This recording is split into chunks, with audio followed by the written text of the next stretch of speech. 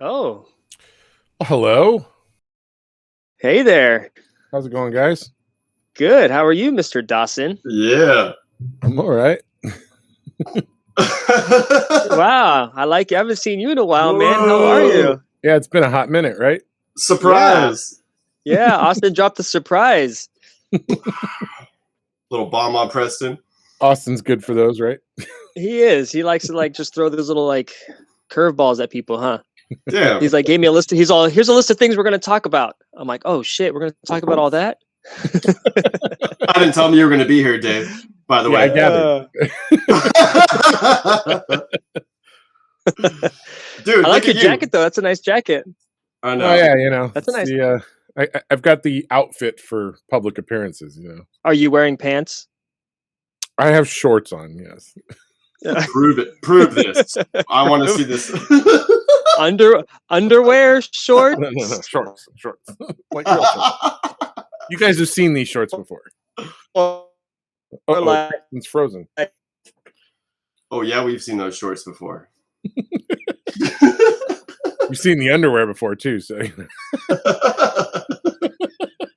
I look at Preston's face. He's like, ooh.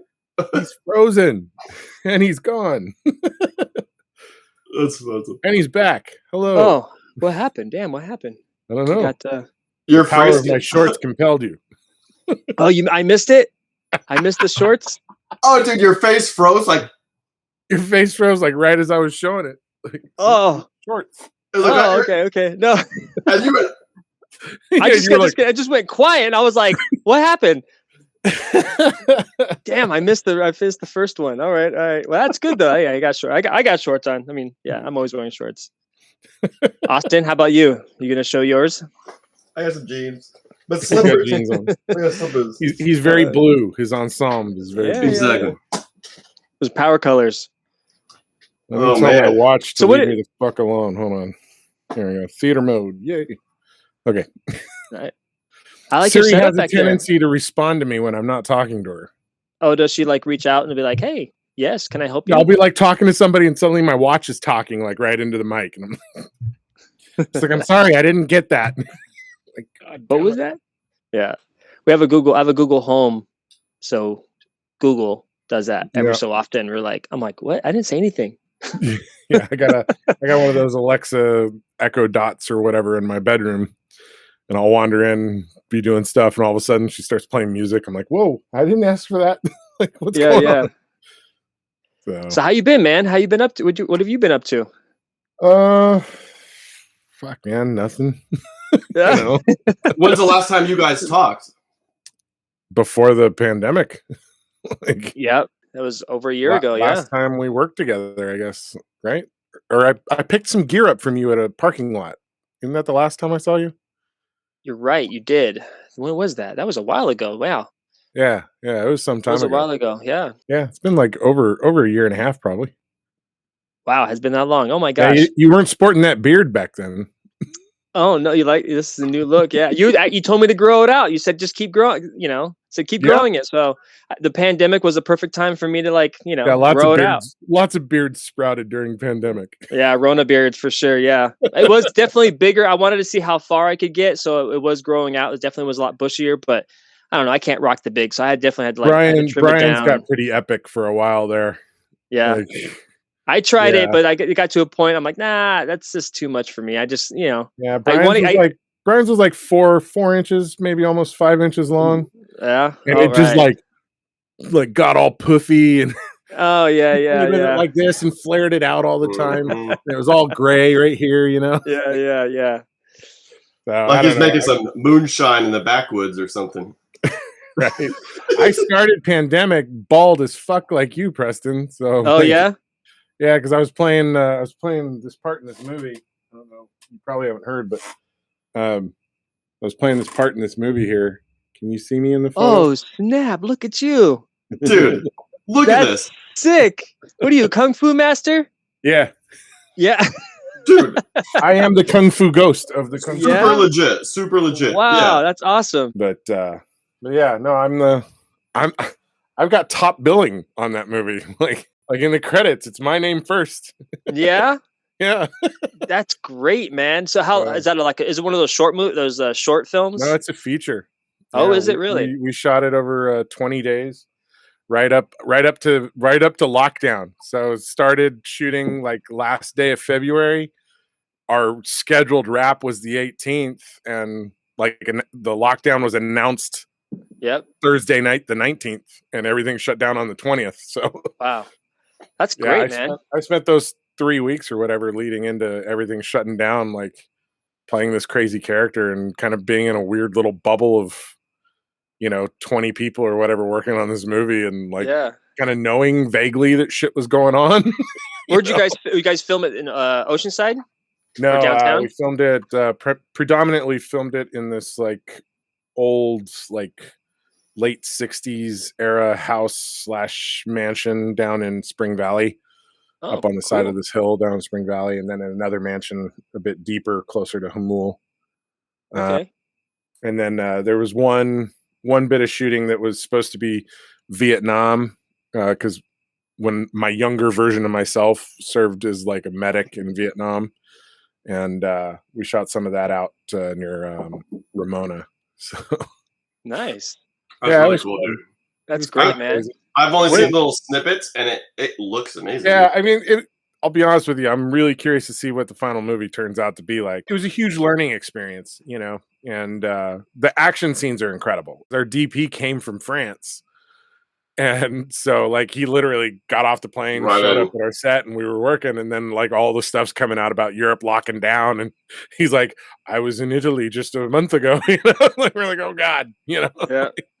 So, but no, it was all good. Like, unfortunately, like, my favorite day of shooting, like, the scene I think I, like, excelled the best in, like, I was the funniest and the most animated, like, felt like a goddamn Muppet, like doing this scene. I love your face on there. It's awesome. Well, so like this was after I blew out my knee too, on my last gig with Bradshaw before everything happened.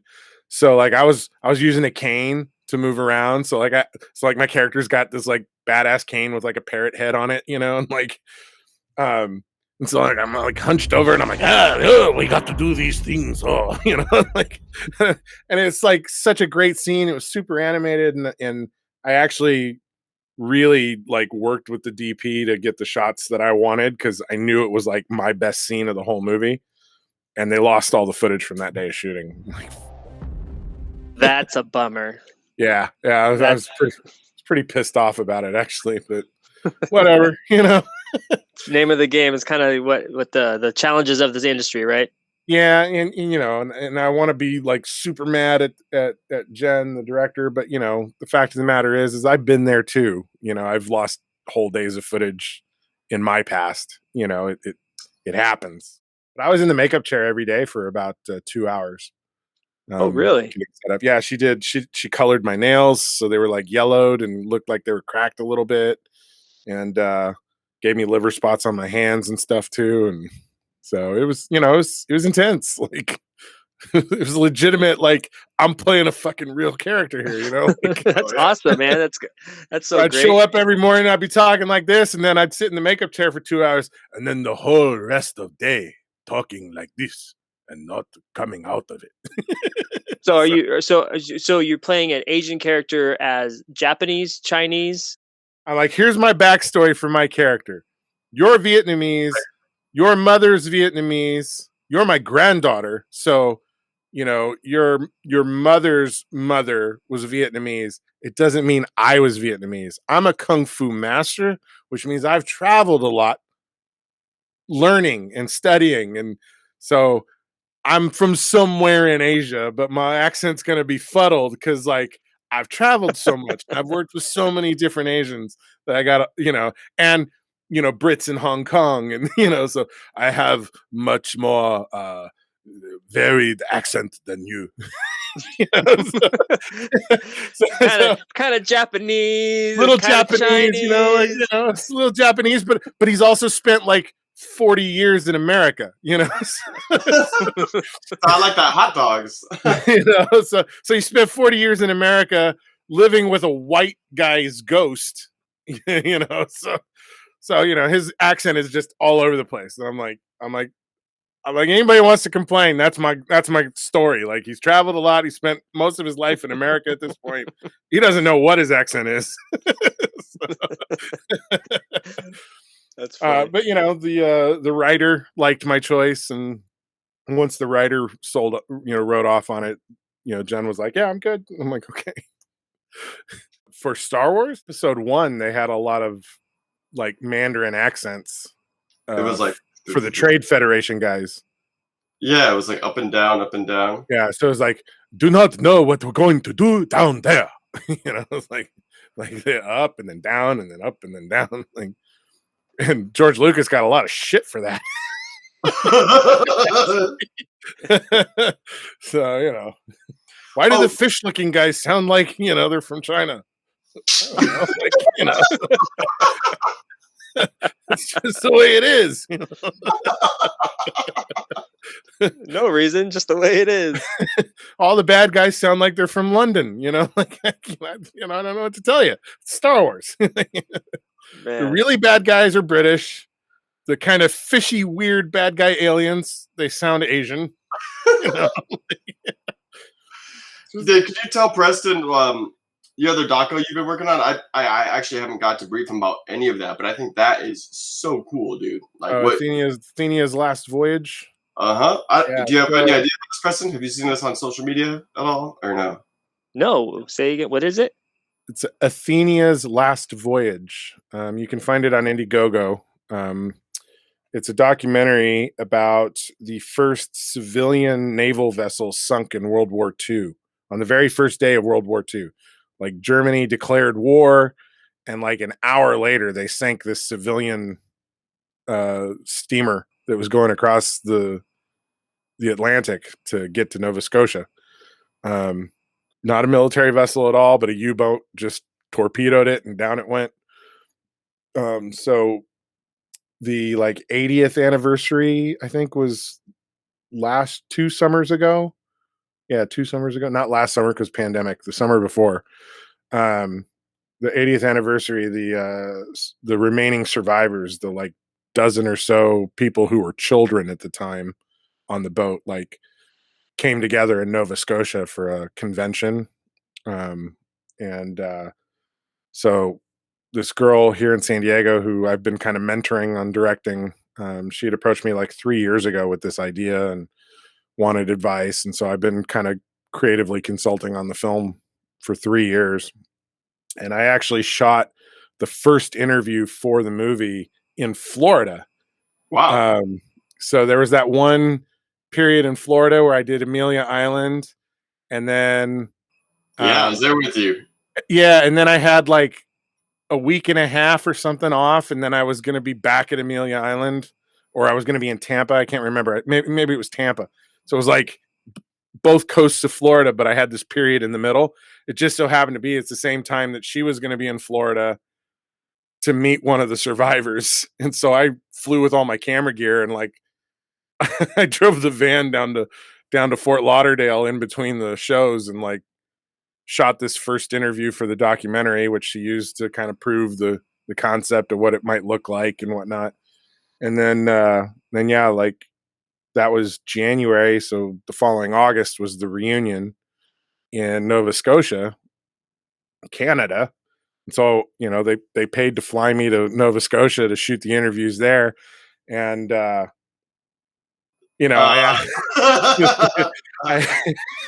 asked them, I said, are we getting permits and everything, and they're like, no, it's a small shoot, shouldn't be a big deal. Just, you're coming in for the convention and, for an anniversary party for the producers, whatever, that'll be the story. And I'm like, okay, cool. As long as we're all flying in together, it's no big deal. This was 4 months out. Right. So a month out, I get my ticket. And I'm like, okay. And so I call the director 2 days before I'm supposed to leave. And I'm like, so what time are we meeting at the airport? Should I pick you up on the way? And she's like, oh no, I'm already here. I'm like, you're already there? She's like, oh yeah, I came up early. Me and Tom and Kay, who are the producers.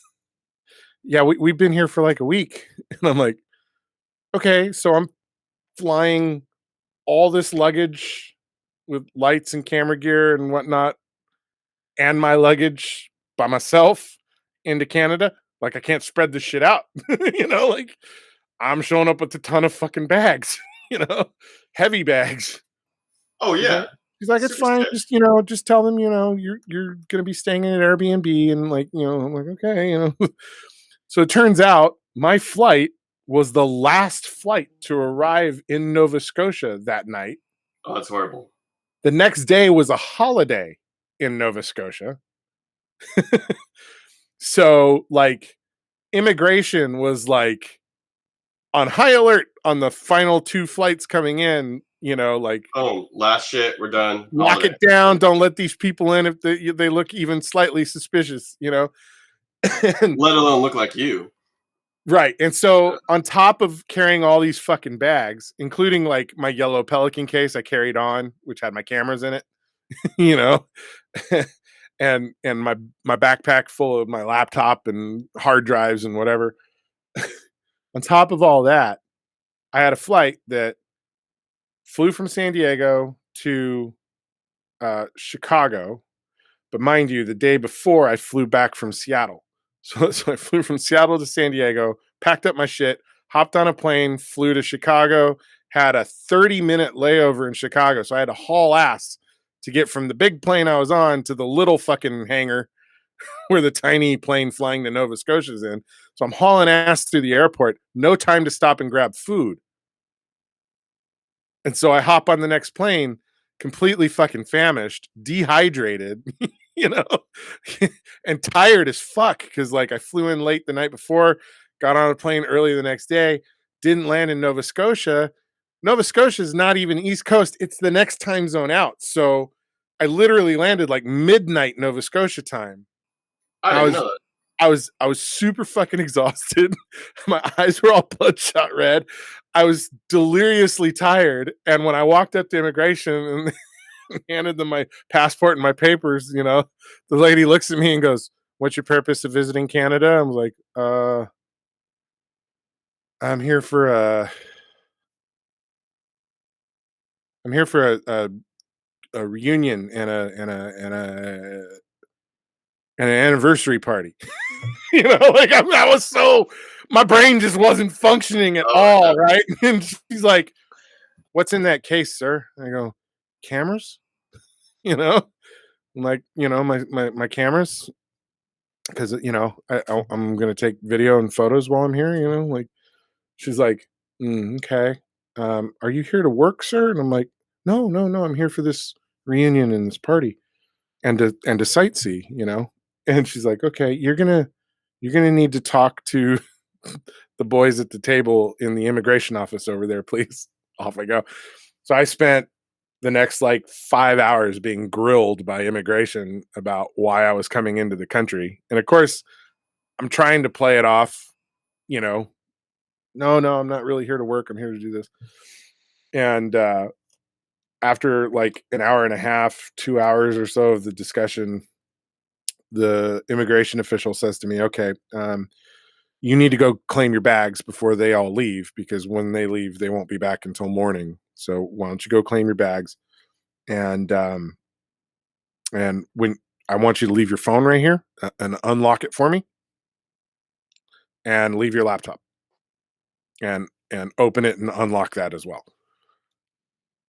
Okay. So I did. Off I go. My bags, 2 of them hadn't made it like out of Chicago. They missed the connecting flight.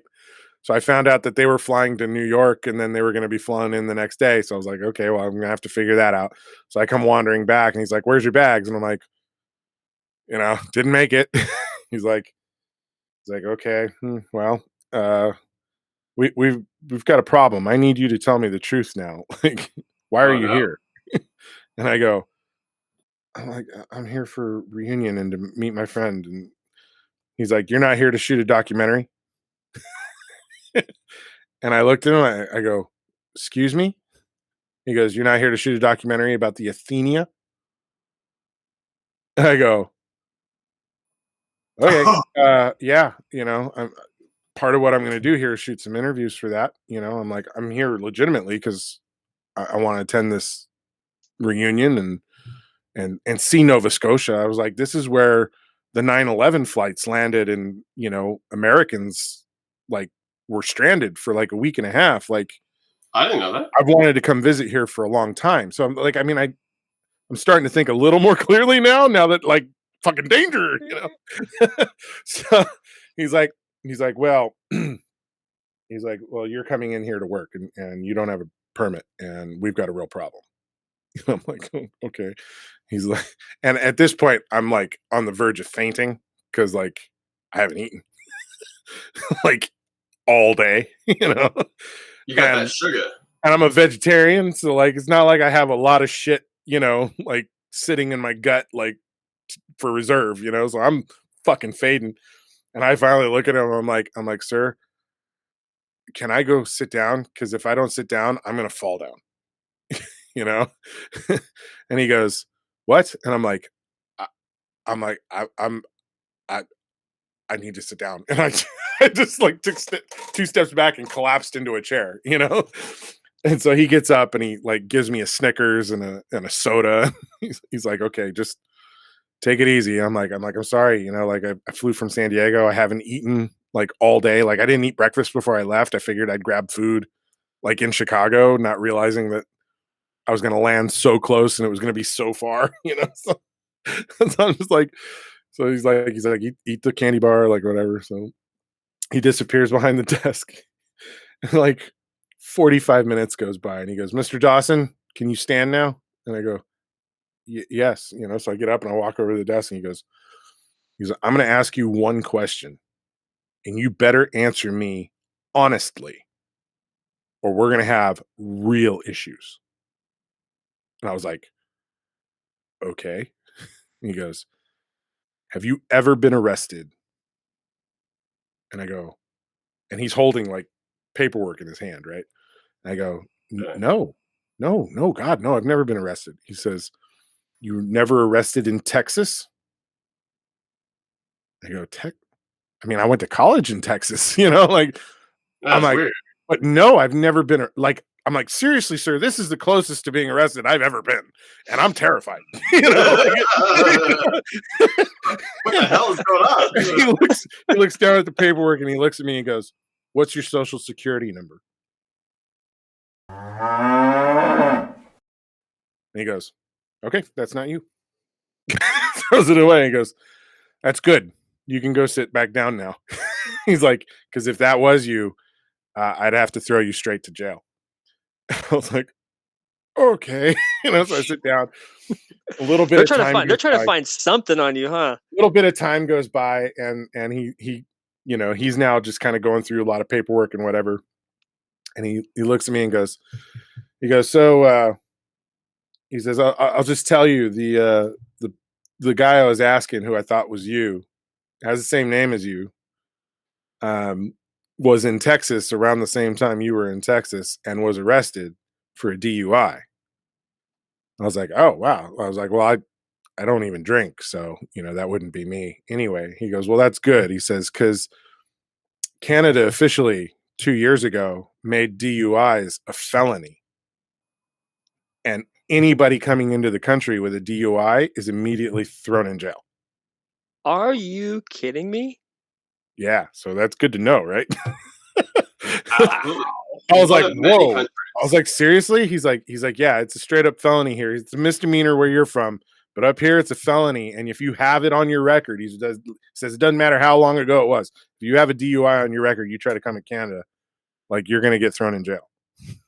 I was like, oh, well, that's Wow. really good to know. I'll be sure to let my friends and coworkers know. I got a few friends who need to know about that.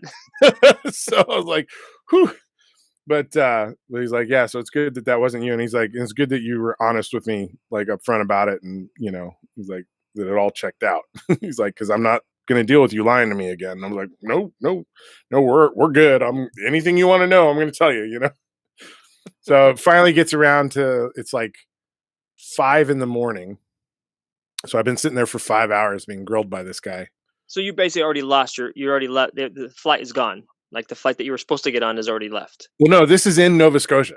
So like Oh, I you're in had Nova Scotia. arrived. Okay. I was at Oh, the okay. doorstep of getting where I needed to go.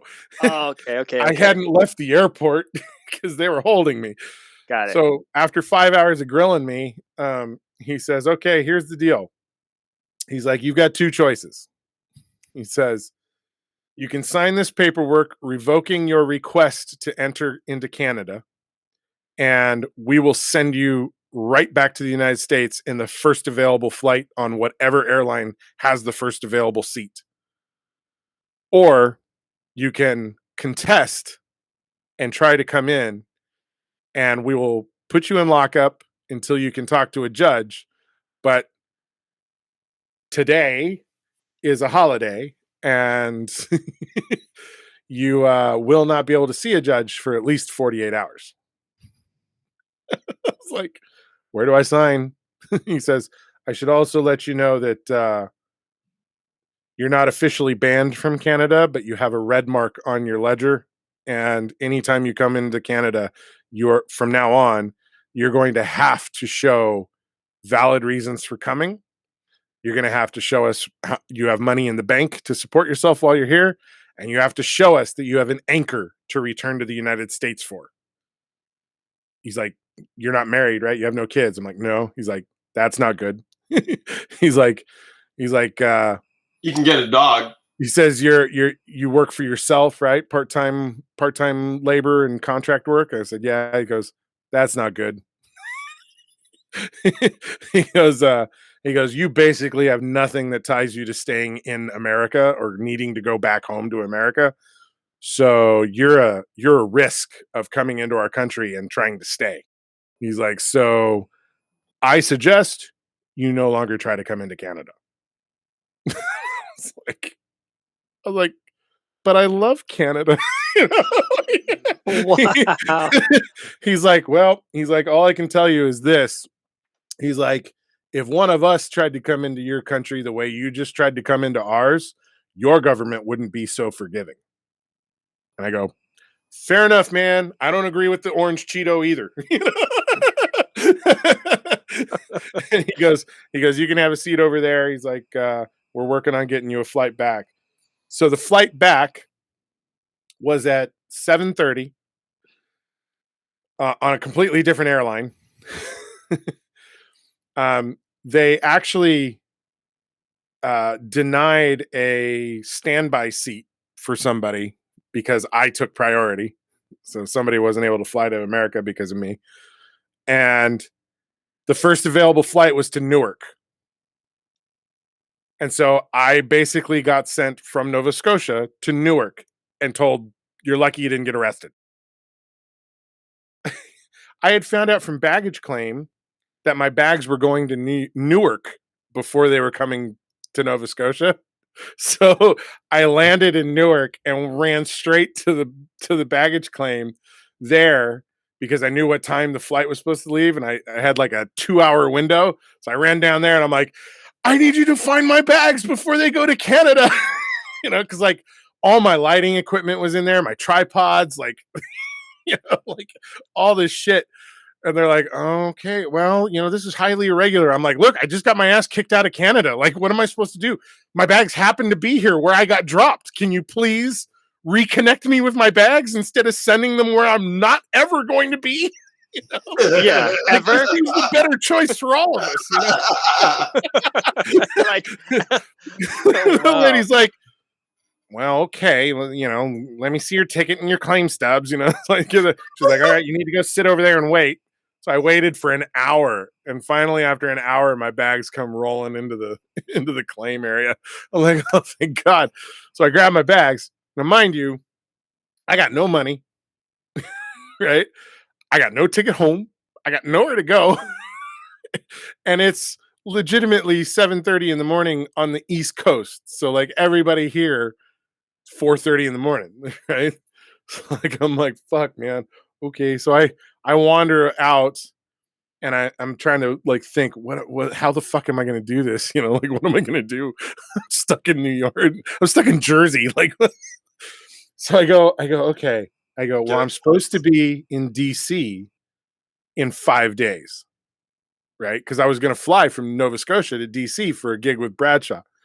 I'm like, okay, so I can probably convince Bradshaw to let me put a rental car on the card to get my ass down to DC. I just got to figure out what I'm going to do when I get to DC because I'm sure he won't pay for a hotel for 5 days, you know? So I call my buddy Jesse, who's a private airline pilot. And I'm like, hey, dude, do you have any like Marriott points or whatever, you know, where you can get me a room somewhere? Like you've told me you've got all these room nights like clocked up. He's like, yeah, sure. He's like, what's going on, you know? Because I knew he was on the East Coast, not back where we were.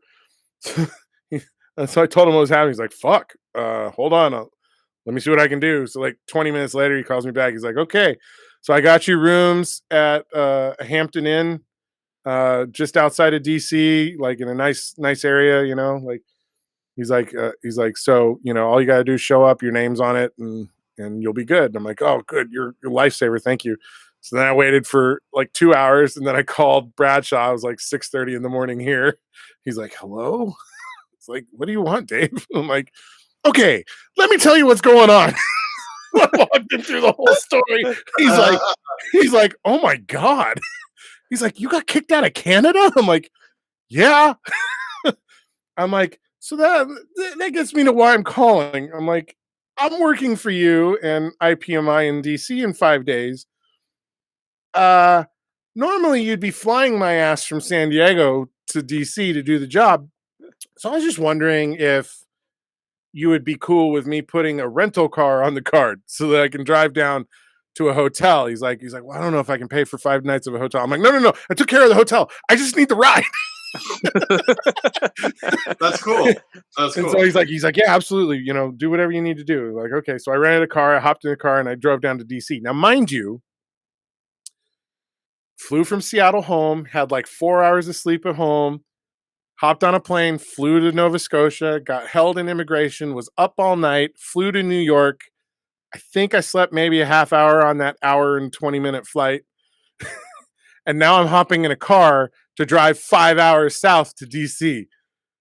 Tired as fuck. Man, I just pull over and sleep in the back seat. But, you know, wow. It was a hell of a trip, man. That is one hell of a story. I cannot believe any of that. That's so crazy. And so the director of the documentary, the girl that I was like flying in to help, you know, they called her while I was in holding, and were grilling her on what was going on. So they had actually talked to her while I was trying to figure out my bag situation. And so she's texting me, you know, she's like, "Are you in trouble? Like, what's going on?" I'm like, "Yeah, I'm not. They're not going to let me come in." Like, I'm like, that thing I was telling you I was worried about in the emails, you know, 6 months ago, and you guys were like, "No, it'll be fine." Yeah, it's come to pass. Like I might be going to jail. Like, I don't know, you know, like those are the conversations. And I can never go to Canada again. Yeah. So then the next morning, you know, on the drive, I'm talking to her, you know, on the Bluetooth, and she's like, "Well, I'm so sorry." And I'm like, "Yeah, you don't understand. Like, I do 2 shows a year in Canada. Like, I can't do those anymore. Like, this is costing me all sorts of income and like whatever else." I'm like, so she's like, "Well, what am I going to do? You know, like I'm here without a camera guy and no cameras and stuff." I'm like, "Well, you're going to have to produce the shit out of this. You know, you're going to need to find a camera shop or something. I'm sure Nova Scotia has an AV company that services the hotels and stuff. Like you're going to have to do the work, you know?" Like, so I like walked her through things to look for, and she managed to get like some like cheap ass fucking camera and like some lighting, you know, but it was all Mickey Mouse fucking bullshit put together to get the interviews done. And of course, you know, she's not experienced as a camera person, so She got some lights from Home Depot and an iPhone. Right? That's essentially what I told her to do. I'm like, just shoot it on your phone. She's like, "No, I don't have as good a phone as you." And I'm like, okay, yeah. Hey, Dave. Yeah. Sorry to cut you off. One thing I really want to talk about is with the shoot that we were on. Yeah, the Sacred Plant. The Sacred Plant. Yeah, I learned so much about the history of cannabis in America and how it became ostracized and pushed into the illegal state that it's been for so long. And just fascinating. So we did 100 interviews, little over 100 interviews over the course of 3 months. Yeah. So Brian and Froelich and I, we flew to the East Coast and flew into Boston and shot a couple interviews in Boston. Then we moved up to New Hampshire, shot some interviews at a dispensary in New Hampshire. Then went up to Portland, Maine, and did a bunch of interviews in Maine, and drove in like during a nor'easter. So like we went to bed and woke up in the morning and there was like 4 feet of snow on everything. And it's like crazy. None of us are used to driving in snow. So, that was a big SUV full of gear and like, okay. But couple of it California was a hell boys. of an experience, it was a lot of fun. And then from there, from Portland, we drove back to Boston, hopped on a plane down to DC, and then we spent time in Maryland and went to this huge growery, like giant warehouse of cannabis, man. Like we got to see all the little baby plants, being developed and engineered, genetically for what they're looking for. And then like there were 3 grow rooms that were like 40 or 50 yards deep and like 30 yards wide, just packed with 6-foot tall cannabis plants, of like all these different strains and varieties. And it was incredible. And it was the first of 2 warehouses. They were in the process of getting ready to duplicate the exact same thing in a similar sized warehouse behind the one we were in. Just incredible, like hell of an operation. They spent like $25 million on their growery. And then they also, because of the way the Maryland laws are, the groweries have to be connected to the dispensaries as opposed to being independent like they are in California. So we also went to one of their dispensaries and got to see like super high class, like, really rich experience. And, it was like an Apple store, but like more nature based instead of stark white. It was like browns and yellows, but it was beautiful and very well kept. And, and then from there we went down to Florida and interviewed a bunch of people in around Tallahassee and down near Tampa. And we went to an outdoor grow farm in Tampa. And we met a woman in the area there who had ALS, Lou Gehrig's disease, and she's like had it longer than like anybody else. So like when Stephen Hawking passed away, she became the longest living person with that symptom. But she got on a cannabis regimen like right away in the 80s, like because it was the only thing that made her feel normal. And she, 40 years later, she's in a wheelchair, but Stephen Hawking like couldn't do anything but this.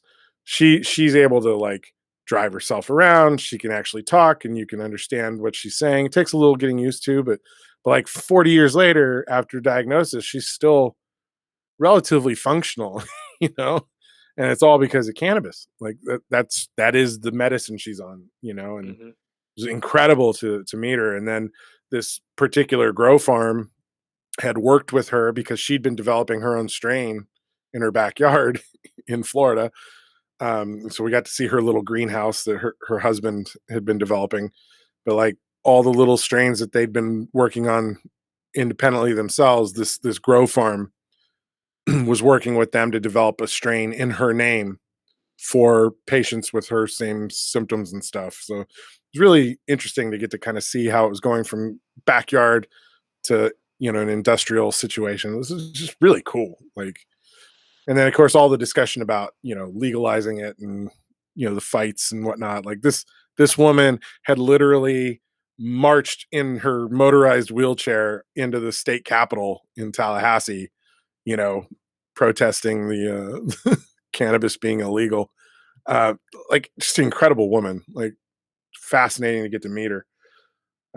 Yeah. And then, Austin and Diego and Mike Peterson, a bunch of different guys got to shoot a bunch of different things here in California. I went to San Francisco with Mike Peterson and Froelich, and we shot different dispensaries and grow farms and stuff up there. And we met a woman who treats her horses with CBD and cannabis for ailments that they've got, and so it was fascinating to also get that, like equine therapy through cannabis.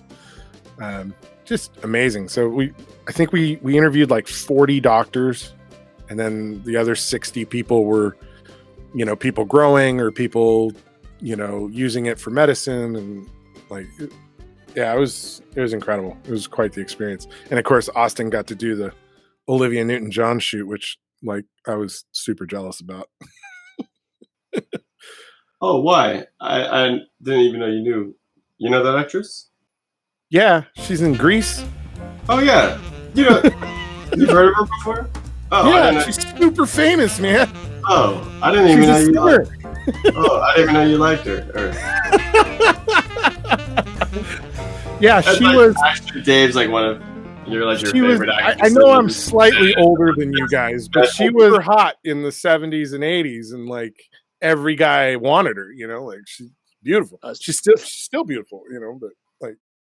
But anyway, yeah, I would have loved to have gotten to meet her, but I didn't get. We also did the Montana shoot, which is amazing. Yeah, you and Brian got to go do that one, right? That was incredible. It was Missoula, Montana, and one of the most beautiful places I've ever seen in my life, dude.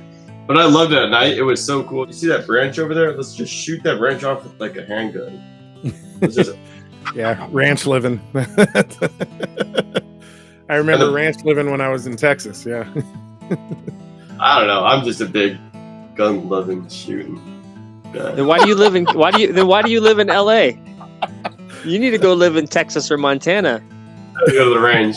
I can still go to the range. You go to BLM. So the BLM land is where Mike Peterson and I went outside of Casper, Wyoming, for the Great Eclipse. So that timed out really well for us because we had a digital workshop gig in Denver the day after the eclipse. So I told Bradshaw, I was like, hey, we want to leave like 2 days early, and we're going to swing through Casper, Wyoming, so that we can watch the full eclipse like at its best spot, because Casper was like the best spot because it was like right overhead. And so we drove the van full of gear and our camping gear onto Bureau of Land Management land, like took it a little bit off-roading and camped out by this river, with like there was like 400 other campers in the area, filling the Bureau of Land Management land, but all these tents everywhere and people with their cameras and their telescopes and stuff. Absolutely incredible. And so we watched the eclipse, and then we hopped in the car and started driving, and it was the worst traffic you've ever seen in your life. From Casper, Wyoming, all the way to Denver, it was gridlock. Because Casper normally has like 100,000 people, like in the entire town.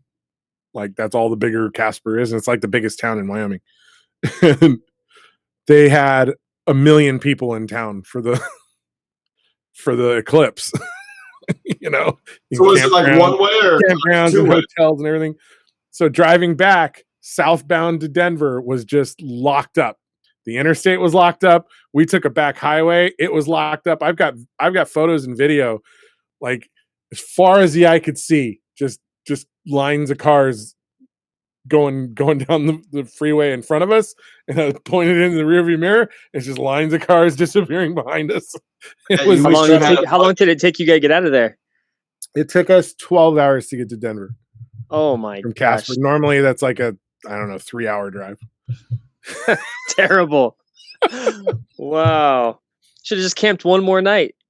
Just camp one more night and waited. Except we, our load-in was the next morning at like 7 a.m. or something. So like we had to make sure that we fought the traffic and got in, even if we had to sit in traffic all the way until 7 in the morning, we were going to get there by 7 in the morning. So that was the deal with Eric, Yeah.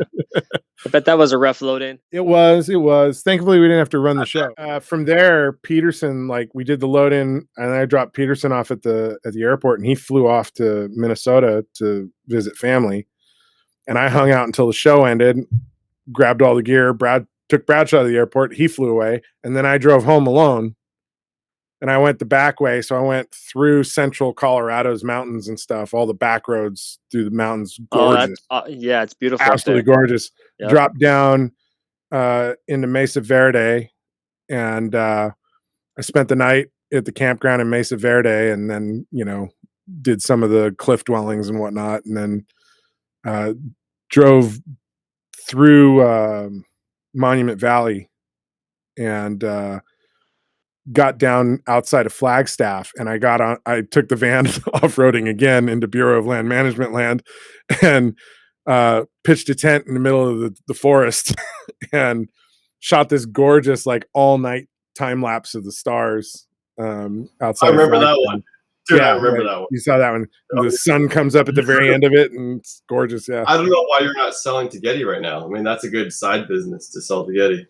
Yeah, you know, I've been thinking about that. Like, it really is. I mean, you have to have 3 things. You have to, like, submit it to them. It's not too hard. We just made intellectual the company a company. Like, so we just filed LLC paperwork last week.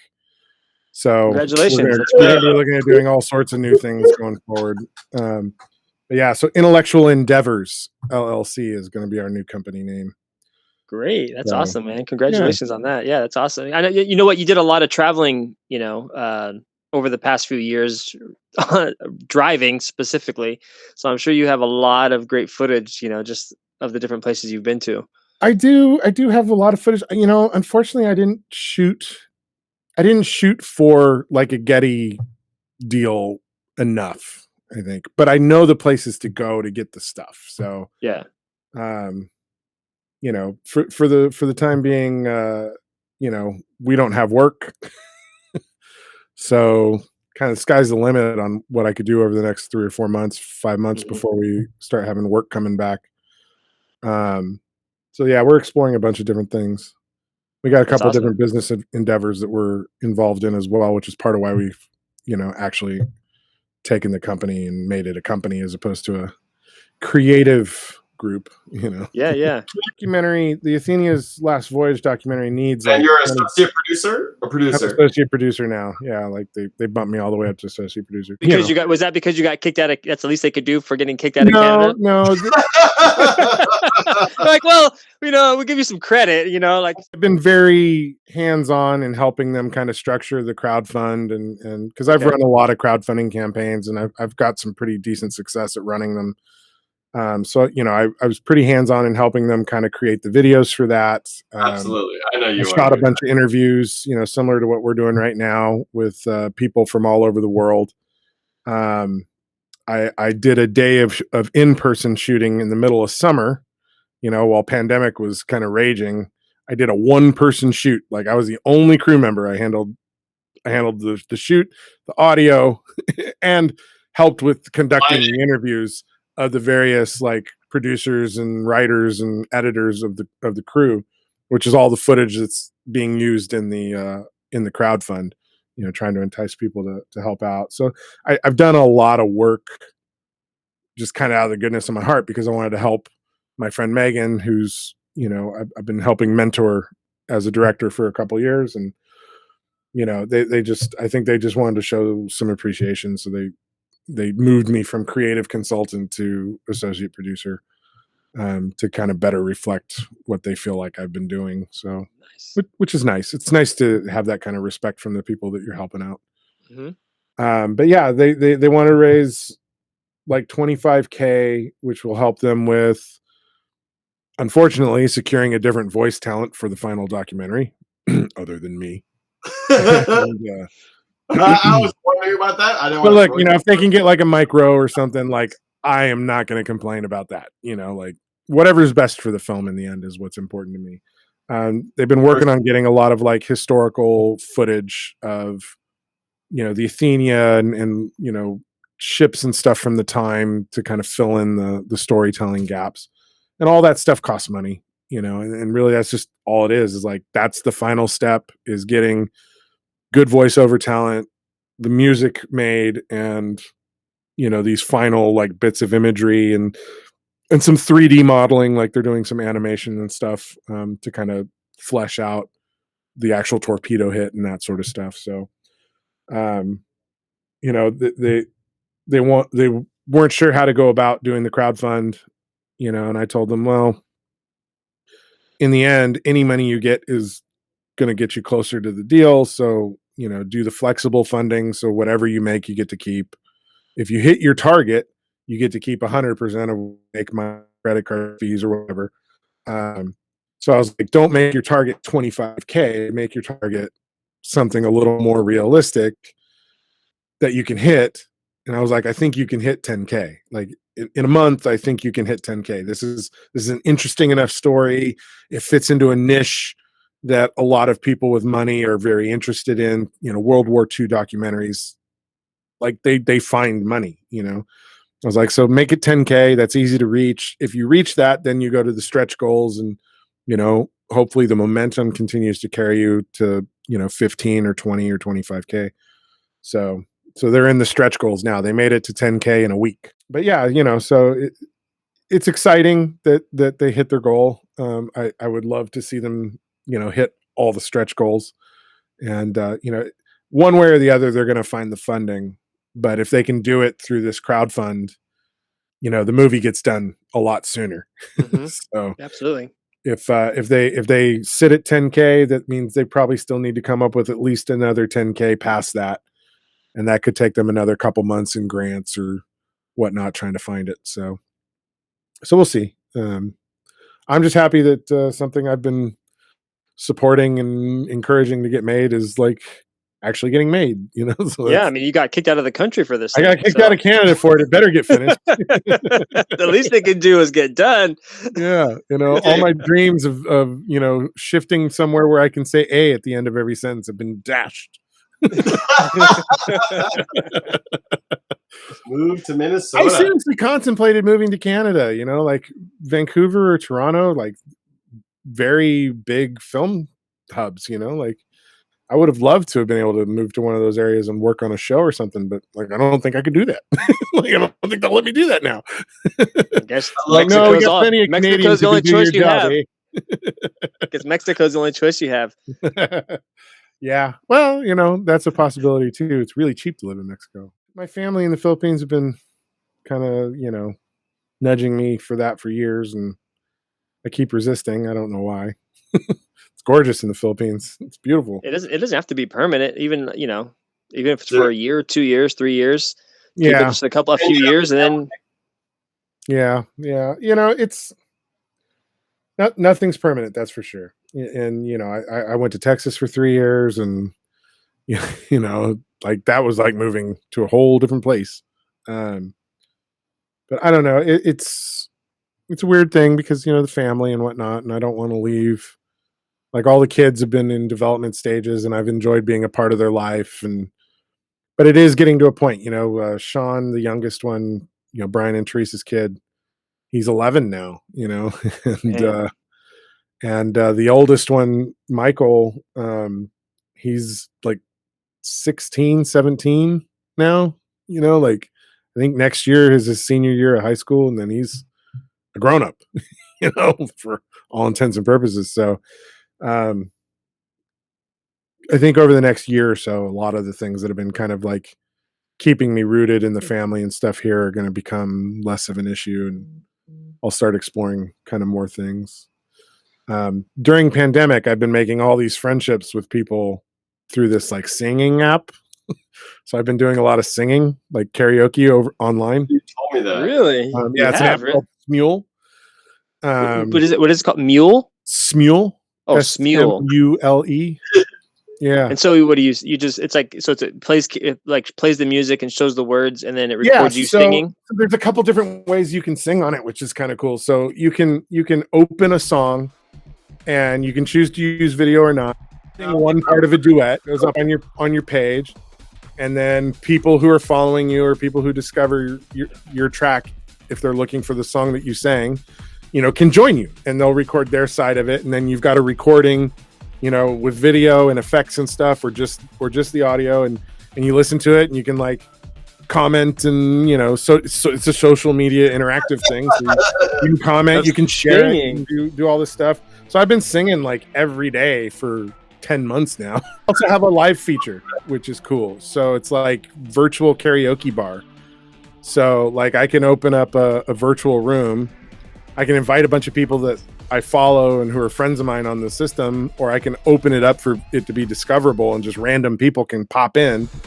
And it's a host and they invite up guests. So like if you come in the room, there's a chat room kind of feature down at the bottom where people can text messages back and forth and share gifts and whatnot for the singers.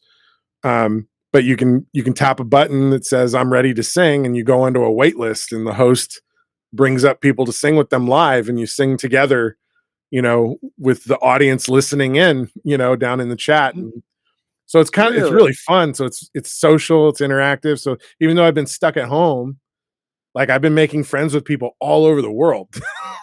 From singing, from doing karaoke. From doing karaoke. So I've been singing with people from Australia and Dubai and all over Europe. And I've got friends now like all over the East Coast that I sing with. And we've migrated like conversations to text and an app called Line, which is kind of a social media messaging app.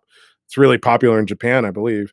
And so we've got friendships that are developing beyond the singing and whatnot, which is really cool. I actually flew to in November. I flew to Florida and I like met up with 3 of the people that I sing with the most while I was there, which was really cool. So I've actually met them in real life, and which solidified the friendship even more. And like those people I'm even closer to now, and so that's amazing. I don't know what the future holds. Like anything could happen. Like AV comes back, I might spend a lot of time on the East Coast for the next year because, I want to help Bradshaw get his business back up and running. Whatever's going on with intellectual, I want to help Bradshaw get his business back up and running because he's been very good to my family for many years, and we've been friends for 20 something years now, So I imagine most of the shows when things start coming back are going to be East Coast shows, which, Bradshaw can't spend his whole year on the East Coast. His wife won't have it, so yeah, definitely not. So I imagine I'll spend a lot of time in Florida and in Georgia and whatnot. And I happen to have like a bunch of friends in that area now, so who knows, like, yeah. I start hanging out with them. Maybe I want to move, like it could happen. Yeah, totally. I mean, there's a lot of people who are moving. I mean, it's just in general, California is not only just becoming more expensive, it's definitely much more restrictive with what's going on now. Let's face it. We've sat through a lot of medical conferences, and I don't know if you guys pay as much attention to the keynote speakers as I do, but I have pretty decent grasp on virology. And my last show that I worked, I literally heard 2 doctors come off stage. You know how they don't pay attention to what they're saying to each other when they're in front of us because we're the audio guys, having a casual conversation while I'm unmiking them, and they're like, boy, people don't know what's coming, man. We're in for a world of hurt. This thing's serious. And the other guy goes, yeah, I don't think I'm going to be at another conference for at least a year. I went, like, okay. So like all during the shoot of my movie, I'm talking to Teresa, who's, working at Lowe's Coronado and whatnot. And I'm like, hey, like when this, like they're shutting South by Southwest down, like this is like, I'm getting all the words and stuff going on. I'm like, I know what I heard at the conference and I know all the things I've learned about virology over the years. Like we need to be prepared for all of us to go on unemployment because I don't think there's going to be work for us in a week, And so Teresa had all that stuff lined up for all of us when the announcement was made. And so she sent an email to all of us who were employed at the time, like, here's all the information you need to get on unemployment. I suggest you do it quickly because they're going to get overrun, Yeah. So thank God we were prepared because, I know a lot of people got hammered those first couple months trying to get into the system. So we I'm sure squeaked in right at the beginning. But yeah, it's funny. Those conferences are very educational when you're paying attention. Well, I realized when I was like 25 that I was sitting in conferences that literally doctors, lawyers, HR people, all these business people of all these different varieties were literally paying thousands of dollars to attend. Like, this is important information that, the elite in the industries are coming to listen to, maybe I could learn something, for free. So I do try to pay attention, at all the conferences, and I found it's really helpful because then I can talk to the speakers when they come off, and like I can tell them about other speakers that I've talked to, and they know the people I'm talking about, and so that helps with the rapport and whatnot. So, I took that 3-year hiatus from that work and ran an app company, right? I ran an app company, took it. I was part of taking it public. Like I was the COO of this company. We got on the penny stocks, like had an IPO, the whole bit. I learned everything that I needed to learn to do that job, attending corporate conferences for 15 years leading up to it. Really? Yeah. Like I had no degree. Like I left college early, to go work as a concert roadie, but when it came down to it, I had a client who I was, doing graphics work for and website design work for and video work for. And we had developed a friendship, and he and I would talk business, and we'd talk creatively about growing companies from nothing. And, he had an idea for an app, and he goes, I want to do this with you, and I can't start this business without you. What's it going to take to like get you to like stop working on the road and come work for me? And I was like, nervous because I don't have a degree, and I don't feel like I'm a corporate guy, I'm like, So I threw a number at him that I thought was outrageous, and there was no way he would say yes to, and he said yes to it. And for the next 3 years, that's what I did. I worked on this app development company, and like got to meet David Beckham, and like, shot photos for a digital magazine we created. I was on the ground with the U.S. women's national soccer team in Utah, shooting photos of them playing against Canada as their farewell game before they went off to the World Cup. And, like got to do all these like incredibly cool things. And it all stemmed from learning at these corporate conferences, like I was comfortable to do the job because I paid enough attention to these extra learning seminars that all these business people are paying tons of money to go to, The movies that I direct, if you pay attention to them, they are at their core, even if it was written by somebody else, I've always worked on rewrites with the writers that I've worked with to craft the story into a story that I'm comfortable to tell. So at the core, anything that I'm directing has some nugget of truth of me in it too. For me, telling stories is important. I had a very weird childhood. I got wrapped up in drugs and alcohol like as early as the 3rd grade. I was sexually molested by my babysitters, before I was 10. I went through a lot of emotional trauma, a lot of physical trauma, came out of those things without any help, because I wasn't telling my parents what had happened. I wasn't letting them in on what I was going through. So I kind of quietly dealt with those traumas all through my junior high years and my high school years. And I finally like lashed out and let my family know what had happened to me, like just before I left for college, and I did it in the most hurtful, painful way to my dad, who didn't deserve the lashing that I gave him. Certainly didn't deserve the kind of like sideswipe way that I told him, these horrible things that had happened to me when he was going through a divorce with my mom and was preoccupied with his own pain, which as an adult, I understand now. We only have so much capacity to handle things. And that was a monumental thing my dad went through and my mom went through, and they didn't handle it well in terms of keeping their eye on the ball with their kid,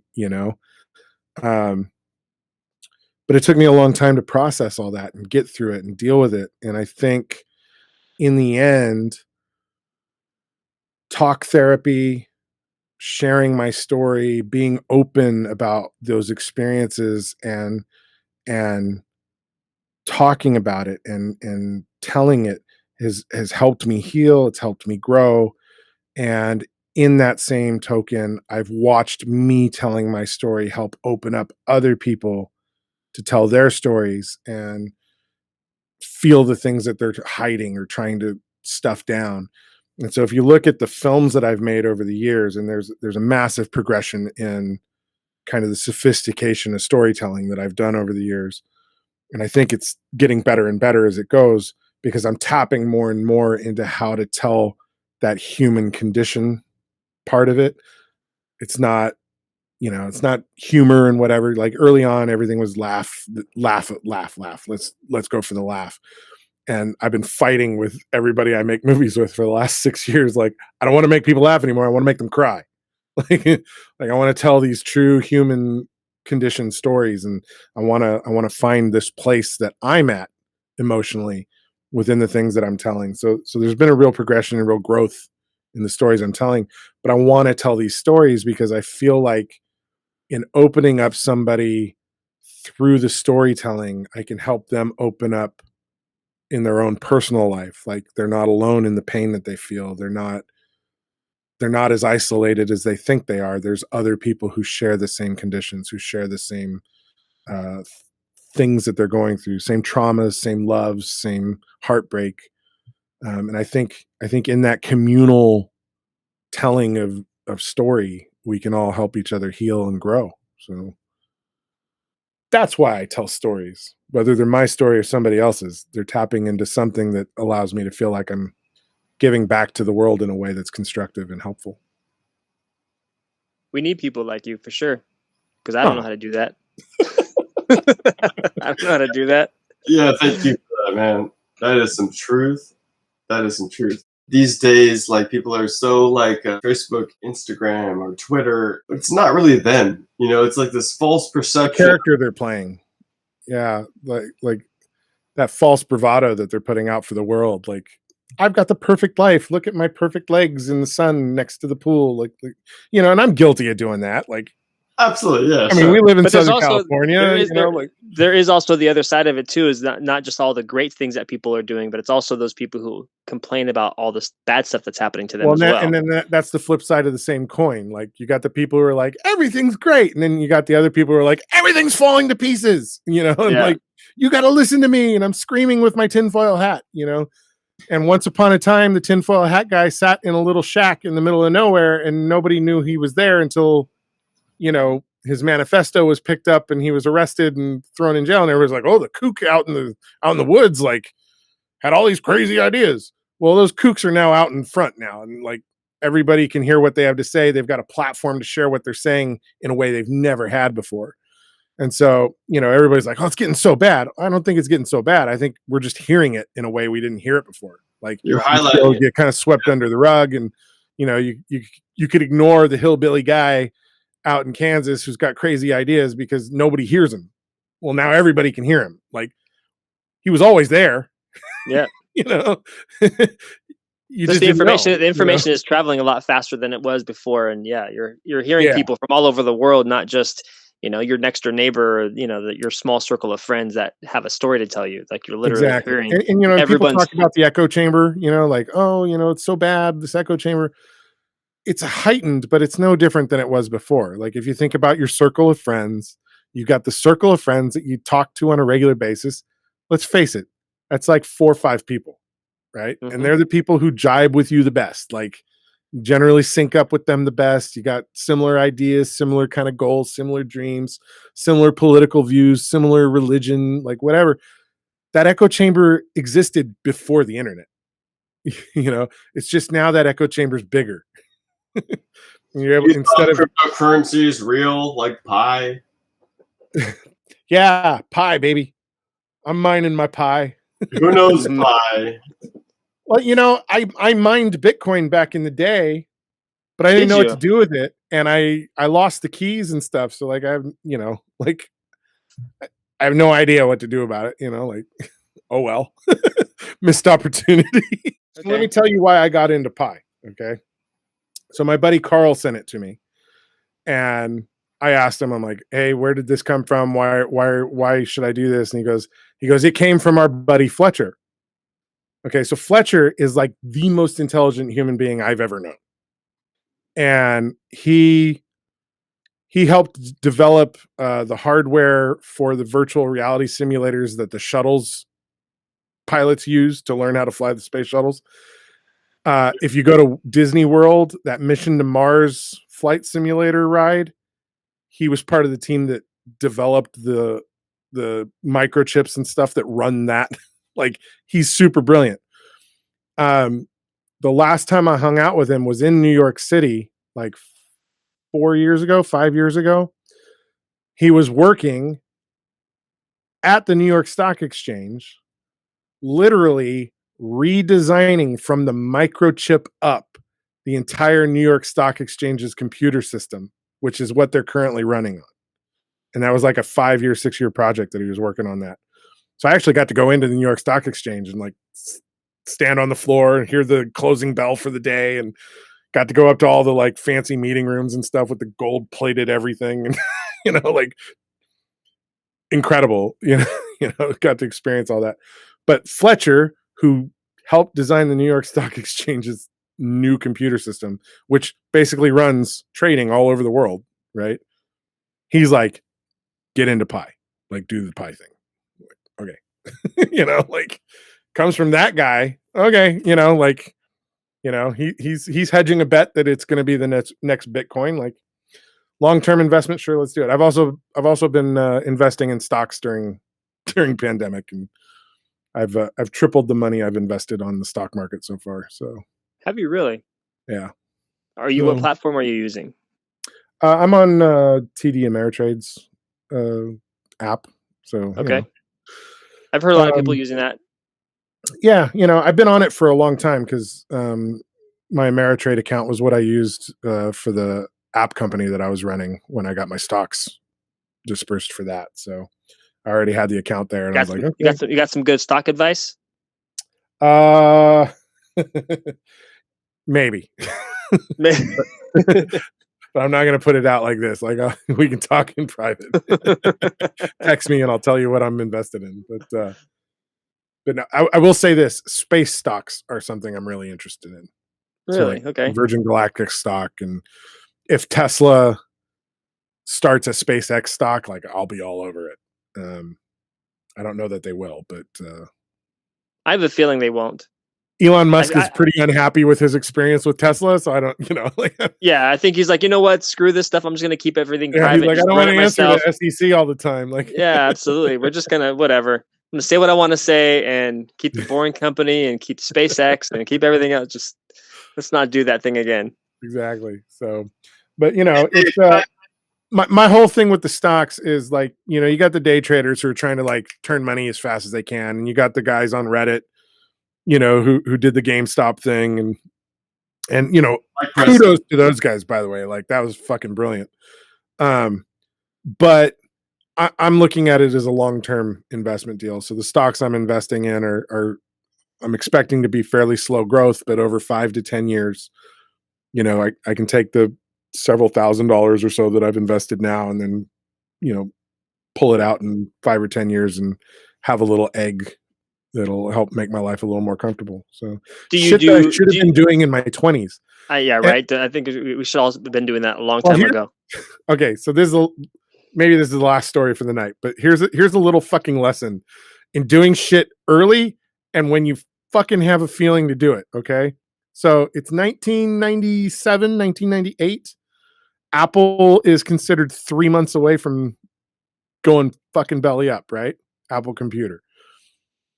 Steve Jobs, Gil Amelio's like, I'm going to bring Steve Jobs back in. He's going to advise the company. We're going to buy Next and integrate Next into the company and like whatever.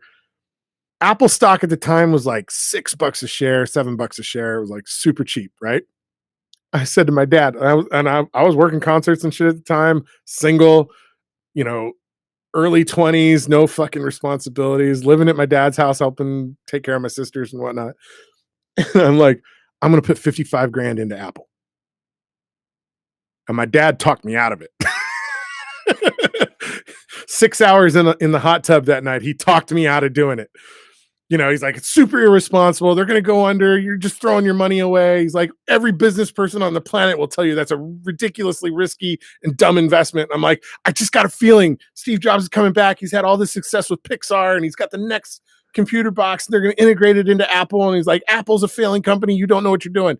And mind you, my dad's got a business degree. And, like I respected his business acumen, and it was the one time in my life that I actually took my dad's advice. Like the one time.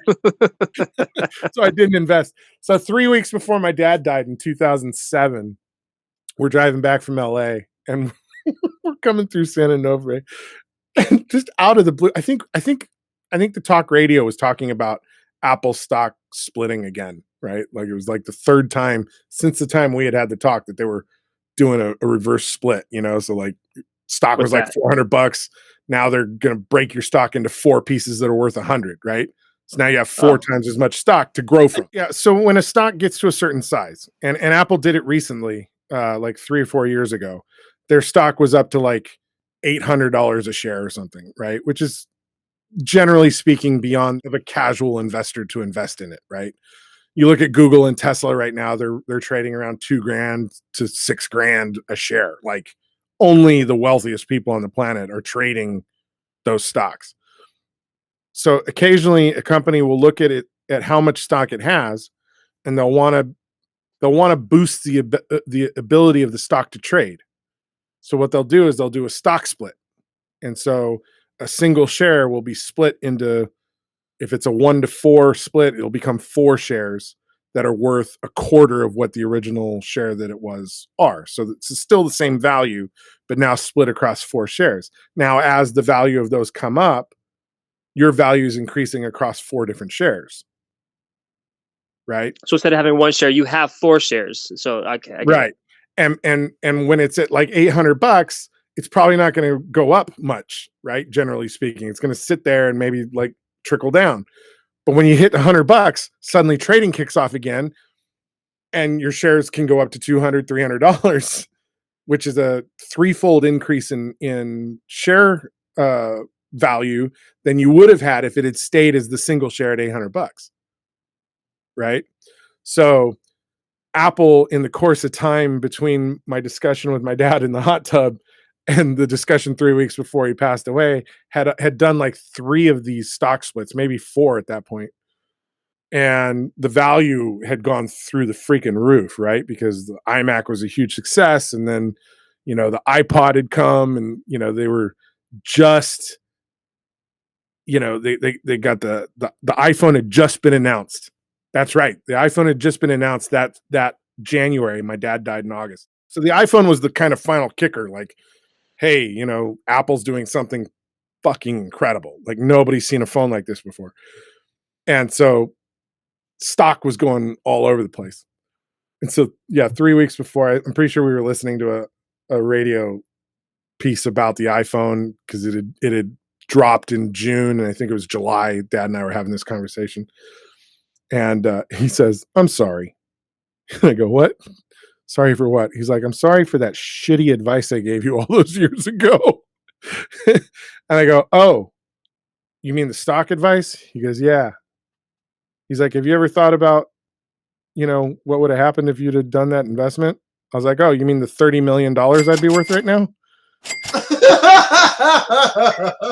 He goes, so you have thought about it? And I was like, oh yeah, no, I've been tracking it the whole time.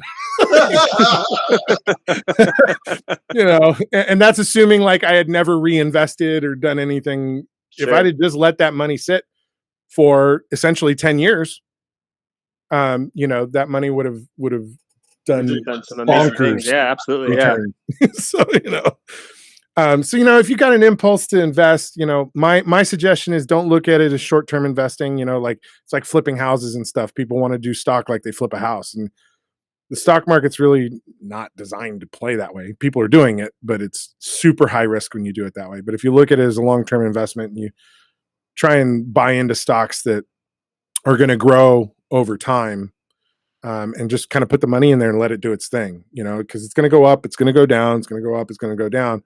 But a lot of those companies, like if you look at Sony's ticker 7 or 8 years ago, it was like $15 a share, $20 a share, and it's trading at like $185 a share now. Right. So that's a really significant increase. It's a tenfold Mhm. increase in what you invested. So if you're willing to kind of let the money sit for 10 years, like, you can see a tenfold increase in the money you've invested. So, it's about playing that long game, I think, responsibly. Minimizes your risk overall. If you diversify the portfolio, make sure you're invested in a bunch of fairly reliable long-term investments. If one of them sinks, it doesn't destroy you, you know. And so, I mean, it's really just it's a numbers game, and it's about playing it smart and not looking to take that money out quickly and just let it grow. So, but it can be a lot faster growth, a lot steeper growth than putting it into like a savings account where you're only getting a 1% or 2% return, you know, over the course of 10 years. That's not a whole lot of return. But if you're looking at a tenfold increase over 10 years, like, you're looking at a Mhm. tremendous amount of return on your investment. So, Did you ever get involved in Bitcoin besides like I mining said, it? I mined it and then I forgot about it. And then by the time, like, I realized Bitcoin was a thing, like trading at like $10,000 per coin, like, I had no idea how to get back to what I had, and there was no way to get anything at that point. So, this Pi thing is basically Bitcoin new, like, and there's a bunch of these different cryptocurrencies out there now, but right now Pi's in that mining stage. And so I'm mining, like, we'll see how much I can get mined, as long as Austin stays on top of it and my little circle of people who are mining in my group stay on top of it. We mine at our maximum amount. I think the mining on that's going to go for another year or so, so, What's the ping? so the app, you've got your circle of people that you have to tap it every day. Say, keep mining. After 24 hours, it shuts down your mining until you come back in and turn it back on. So it keeps you engaged, Okay. It's not just like freedom. Like, here's a bunch of free shit. It's like, no, we want you to come in and, re-engage. We're going to give you news and updates on what we're doing when you come in. They're also showing some ads now, so they're trying to make a little money too at the same time, which is fine, whatever. I shut that down for 2 weeks. Not a big deal, but mine and mine these Pi coins, whatever they're called. So can you buy these coins, or you can only mine them? You can only mine them right now. And so once they get to 100 million users who are mining will shut down. And the coins that have been mined are the coins that exist in the system. And then the value of those coins are based on how much there are and what people are willing to sell with them.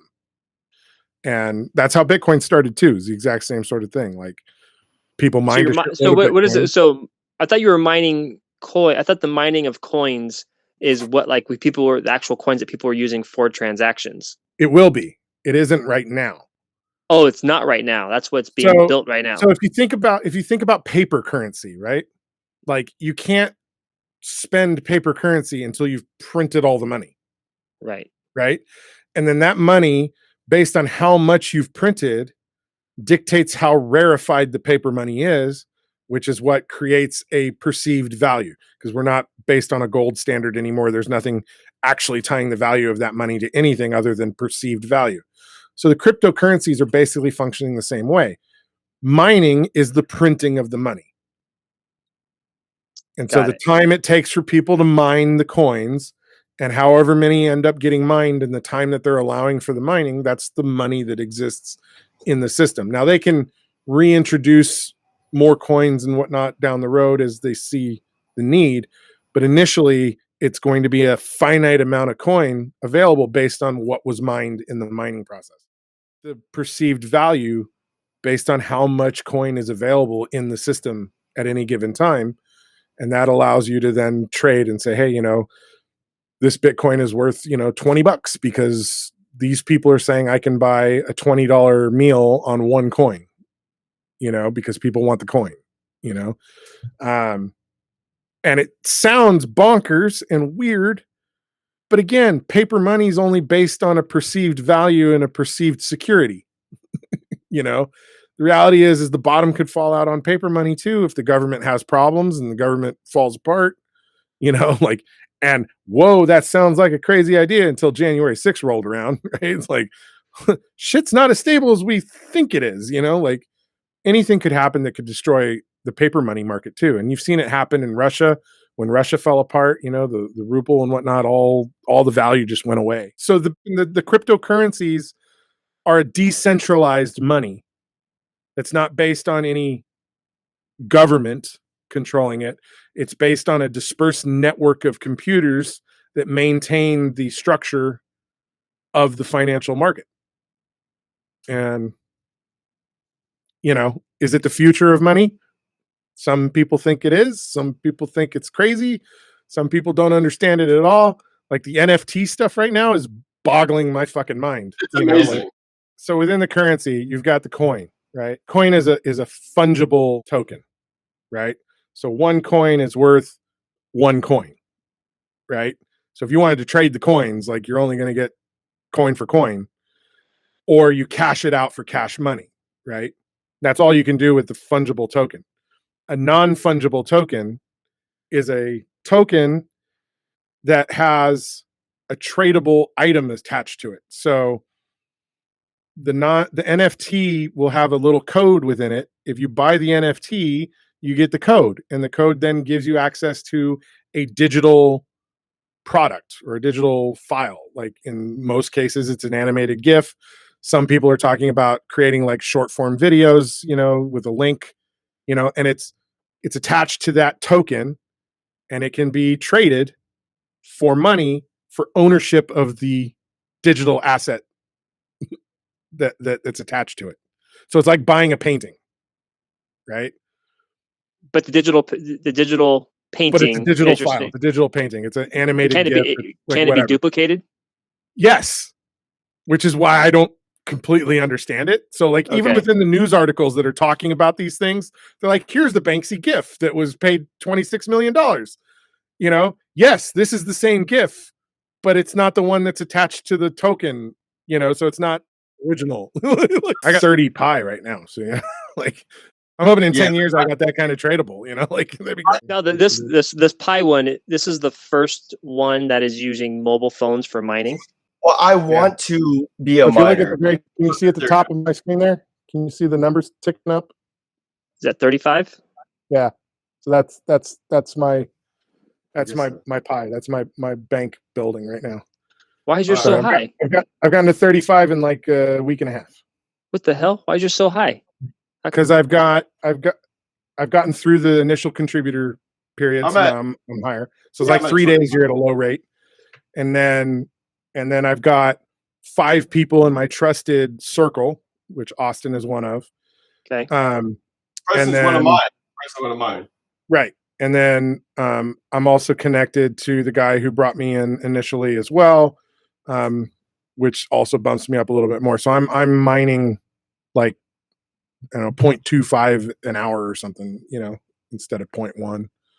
So because I'm following all the things, I'm like, I want to maximize the I want to maximize the increase in the number for as long as I can, because like Austin's saying, if this does the same sort of thing as Ethereum's doing, the same thing that Bitcoin did, in 10 years, if it's worth, even $10,000 a coin, like this is $35,000, like it's been a week and a half of me going mine, like. Well, I think that's interesting because from what I've heard about Bitcoin and some of the other ones is that the computer power that all of these other ones require is so great and it requires so much energy. But this one being on a phone, it makes everyone can do it. Right now, you don't require some sort of special equipment. Like everyone already has the equipment in their hands. Yeah, right. It seems like a good idea because right now the mining is all done on the phones, but in the future they're going to have Pi mining software for your computer, which will help supply the blockchain. So eventually they're going to be doing the same thing with the. Oh, I see. It's like you need the computer. You need the computer basically. Like basically.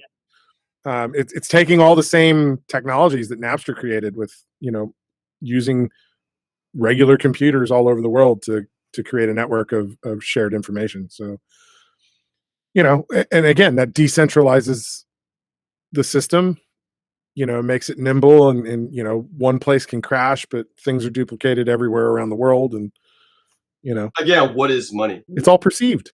Yeah. When the Postal Service was created, right, that was the only way to transfer information around the country.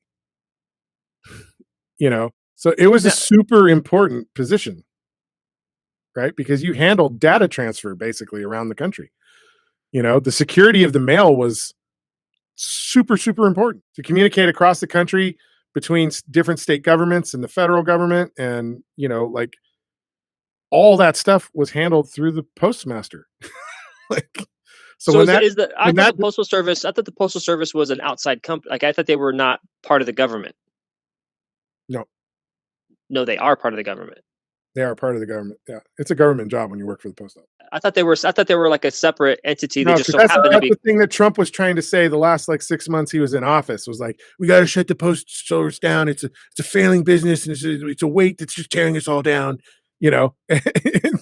So he was trying to legitimately end the postal service because it was bleeding money, which is a fair cop. It's horribly mismanaged, especially in a time where they're actually having to compete against other services, but you get rid of the postmaster general and you get rid of the postal service, that it's like, what's going on here? Like, the government's shutting down a key part of the dissemination of information in the country, right? It's shutting down another way that we communicate, which is. But do we? Is using the postal service for communication purposes, or is it to get shit from one place to another? Well, it's how we voted this last year. A lot of us voted through the mail. Enough. You can use FedEx, you can use UPS, but for the most part, as far as information is concerned, most of it, if it's pertinent, you can email it, text it. Theoretically, yes. If you're trying to hold on to power by limiting people who are going to vote against you. And so what you've got right now is the Republican Party. They're the ones who are the most guilty of it, who are essentially trying to pass Jim Crow style laws. And it's happened in Georgia since the election, that are limiting the ability of people to vote in convenient ways. And they're making it as complicated and difficult as possible. Voting in person is difficult for a lot of low-income families. They can't afford to stand in line for 6 hours for the day to wait to cast their vote. So we had record turnout with the mail voting this past go around, and the Republicans lost predominantly because the mail-in voting leaned left. Right? Well, typically a lot of those left-leaning people are the people who have a hard time showing up at the polls, and they don't show up. And the mail-in voting, the simplification of the voting process, the ability to make it more widespread, terrifies them, because they're going to lose power, because the people who typically have a hard time getting to the polls and don't vote suddenly had power and were able to make their voices heard. It takes the Congress passing laws to allow such a thing to happen. And as long as there's a party that wants to not let such a thing happen, it won't happen. And there's all the talk right now about the filibuster and whether the filibuster should be changed. Well, the filibuster is a Jim Crow era change to the way the Senate votes. This idea that you have to have 60 votes to pass a bill. Well, that doesn't exist in the Constitution. That was a rule that was added later to appease the South when they came back from secession, right? Like, we're going to give you the ability as a minority party within the government to have the ability to affect, what the laws are going forward. It's not going to be a simple majority that allows things to go through. Otherwise, we'll just steamroll you through, right? Except if you look at the Constitution, the vice president is the tiebreaker for votes in the Senate. Sure. Why would there be a tiebreaker statute in the Constitution if the intention was always for a 60 vote majority to pass anything? Because you don't have ties at a 60 vote majority. It doesn't exist. So for the vice president to be declared the tie-breaking vote means the intention was always simple majority. but it got changed to appease the South when the South was brought back into the fold after the Civil War. So, but I mean, our government's been an experiment from day one. So, it's filibuster and the Jim Crow era laws, were all part of trying to appease the South after the Civil War to get them to peacefully come back into the fold and not continue to cause trouble. We adopted how we governed ourselves to make that work. Now, here we are 100 years or so later, over 100 years later. Do those appeasements still work, and do they make sense in today's climate? No. Changing it, though, is painful. And I think massive change to any government is always going to be painful. Mm-hmm. But I think the way our government is structured, it's easier to get there than it is in a lot of other governments. So, the hope is that we've got a flexible enough system that can dodge and weave as changes come, because change comes. Things change and evolve over time. Part of the reason the monarchies all fell apart is because they were super rigid about how they governed. And they couldn't change as the people's expectations of what they wanted from their governments to change. They couldn't make those changes, and the monarchies all fell, by and large. So I wish all Americans knew what the term of what is a 4-letter word. Like, our country was established on hating. Like, what is a 4-letter word? It's not cuss words. It's King. Mm-hmm. We hated a king. Like, people don't realize that we hated a king. We won't be that. The thing is, though, Austin, is if you look at history, it always ebbs and tides, right? So you had the republics of Rome, you had the republics of Greece, then you had the emperors, and the monarchies followed after that. And now we've kind of come back into this democratic period where people have the right to vote and things are happening around, but communism came up around the same time, and communism has kind of fallen by the wayside. The current level of democracies have grown to a point, but we're seeing a rise in totalitarianism returning, and this is just, again, the way human nature works. We're constantly changing our view on what we find acceptable as people, and how we want to be governed and what we're going to allow ourselves to be governed by. And I don't know that any one way is right or wrong compared to another. There are periods of renaissance that happened within the monarchies, and incredible things happened. You could argue that nothing happened as incredible as has happened in the last 60 years because of America's federalist democracy. This republic has done incredible things to move mankind forward. But at the same time, it's also done really horrible things that have kind of like stepped things backwards at the same time. I don't think there's any perfect system because people are imperfect, and we're always going to be searching for that thing that works best. But I don't think we're ever going to find the one thing that does, because we don't function the same from day to day, let alone era to era. We're constantly evolving and changing our viewpoints on things. So, and sometimes we step backwards. There was the Dark Ages. You got the Renaissance, you got the Dark Ages. We've had a massive explosion of technology and science over the last 50, 60 years that has done incredible things for the world. Undeniably done incredible things for the world, like stamped out diseases that ravaged the world for all of mankind. And now you've got an anti-vax movement that doesn't trust vaccines and, refuses to listen to science. Where does that come from? Guess what? We may be pushing into a new dark age, because that's what people do. And if you look at our history, it's happened over and over and over again. The rise of the Egyptians, super sophisticated builders, super sophisticated farmers, did amazing things. Their empire fell, right? The Romans built the aqueducts. They had amazing roads and highway systems that they created. They grew. Their empire became huge, and then they fell apart, right? The British Empire grew around the world, expanded its reach to places that you never would have imagined a tiny ass little island like England being able to do, but they did. And then they've fallen apart and become a parliamentary system. Like the monarchy doesn't exist in the way that it once did. They still have a lot of power, and a lot of people don't realize that. They do have power, but they're not what they were, and you look at China.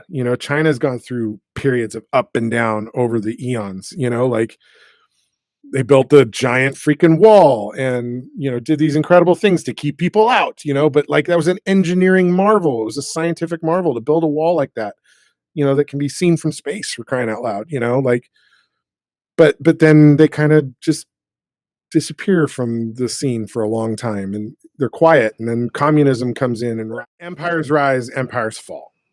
And that history repeats itself. That has been a consistent repetition through mankind's history. Like rise, fall, rise, fall, rise, fall. Periods of enlightenment, periods of darkness. And they're fucking shut up right now, though, dude. But it's, again, if you study human history, it shouldn't be a surprise. It's disappointing, for sure. And I'm not saying it's not, but I'm also not surprised by it. So, like, I've had a lot of conversations with people for the last 4 years, through the Trump era. And, some people think he's great. Some people think he's fucking terrible. I lean on the terrible side, and a lot of people I know who lean on the terrible side find it so shocking that like he could be voted in, so shocking that people could support him, so shocking that people are so racist. Like I thought we stamped this shit out. I'm disappointed, but I'm not surprised. Like mankind has repeatedly shown the ability to step forward and then wildly step back. And then after a period of having stepped back, steps forward again and moves forward a little bit further. We always move forward a little bit further over time, but there are things get lost every time we go into a dark age. It's tribalism, and man, all the way back has always been tribal. And again, it's that echo chamber we were talking about earlier. You got your little group of people that you jibe with, and you're going to protect your little circle of people. That's how we behave. We're pack animals. Better flight. Honestly, don't think mankind is going to move to the next level where mankind sees each other as the same until we potentially meet an alien race. At that point, we will have something wildly different from all of us that we can all agree is the other thing. Dude, the only time that we'll finally get unity across mankind is when we are indeed one people versus a whole galaxy or a whole universe of others. Like then suddenly we'll have a unified vision of ourselves. But until then, it's like, hey, my little pocket of people is different from your pocket of people. I'm going to keep you at arm's length, okay? Because like I don't trust you to take care of my peeps. It's through all wars through mankind's history. You demonize the people you're fighting against. You dehumanize them so that people don't see them as people, because it's easier to kill somebody you don't view as equal to you. And that is tribalism at its worst. Like I want what you have, so I'm going to tell everybody that is on my side of this fence that you're a piece of shit. And I'm going to keep telling them that till they're all convinced. And then we're going to come over and we're going to take what we want. Ooh. And you can be damned. That's the way it works.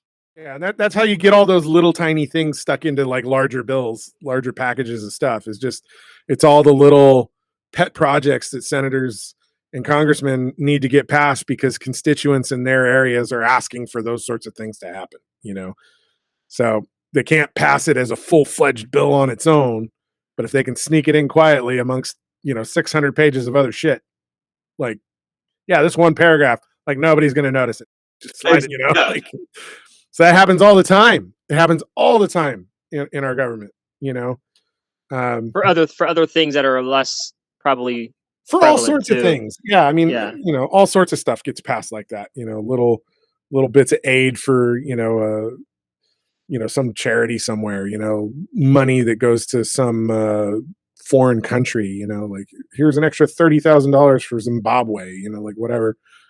Those things get tucked into larger packages and just kind of snuck through at the last minute. Is it right? Is it wrong? I don't know. It's just the way it operates. So basically what Austin is saying is we're going to know whether or not there are aliens or not in August. We'll see. Last time that we have had that message with the three of us was Taste back of India? February 26, 2019 with the ravioli gif and a nut of rav nut. I don't know. It's like a gif with like ravioli with the ravioli thing, and then like raviolis and nutty bars, butters. Nutter butters. Is that, and that's from Austin, of course. Some like random shit that we would get. And I wrote, and then Dave wrote, "What is the chef doing to that little girl?" I'm like, man, you guys must be high off of something.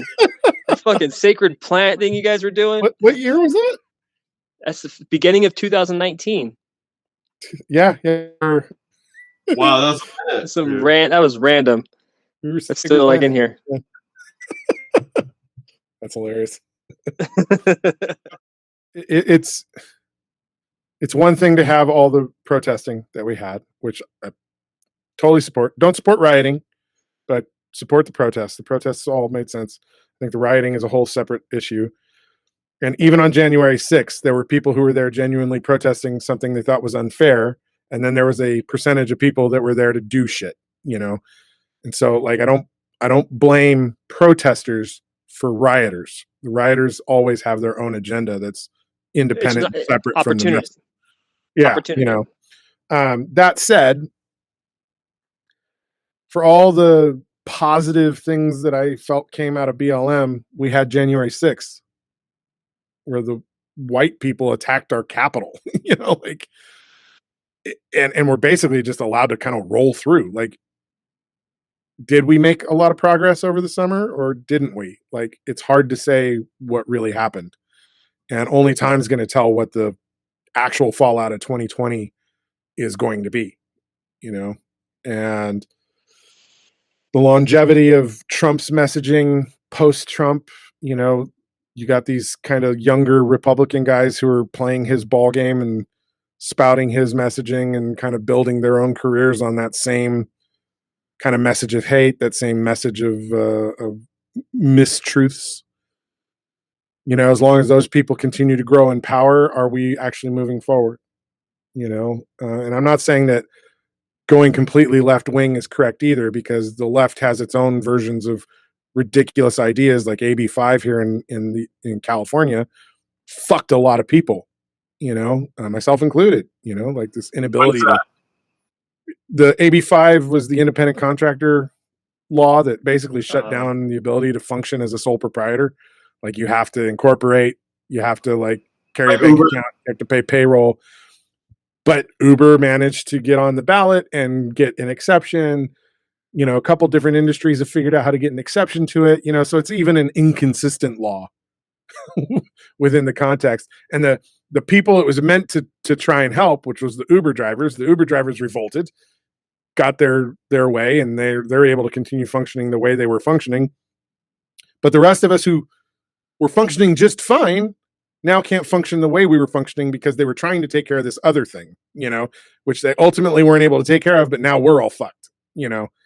And AB5 is basically the blueprint for, I think it's called the PRO Act, that's being bandied around in Congress, you know. So federally, they're trying to pass a very similar bill that's going to completely demolish the ability to function as an independent contractor in the United States. That's not right. Like, that's taking away choice in an effort to boost unions, you know. Unions have their place. I totally understand why they exist. And certainly when the unions were created in the early 1900s, late 1800s, like, they served a very specific purpose to protect people from corporations that were wildly abusing them, right?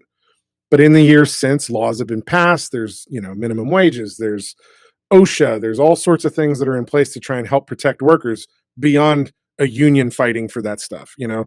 So are the unions as essential as they once were? I don't know. Some industries they probably still are. Some industries I think they're a relic.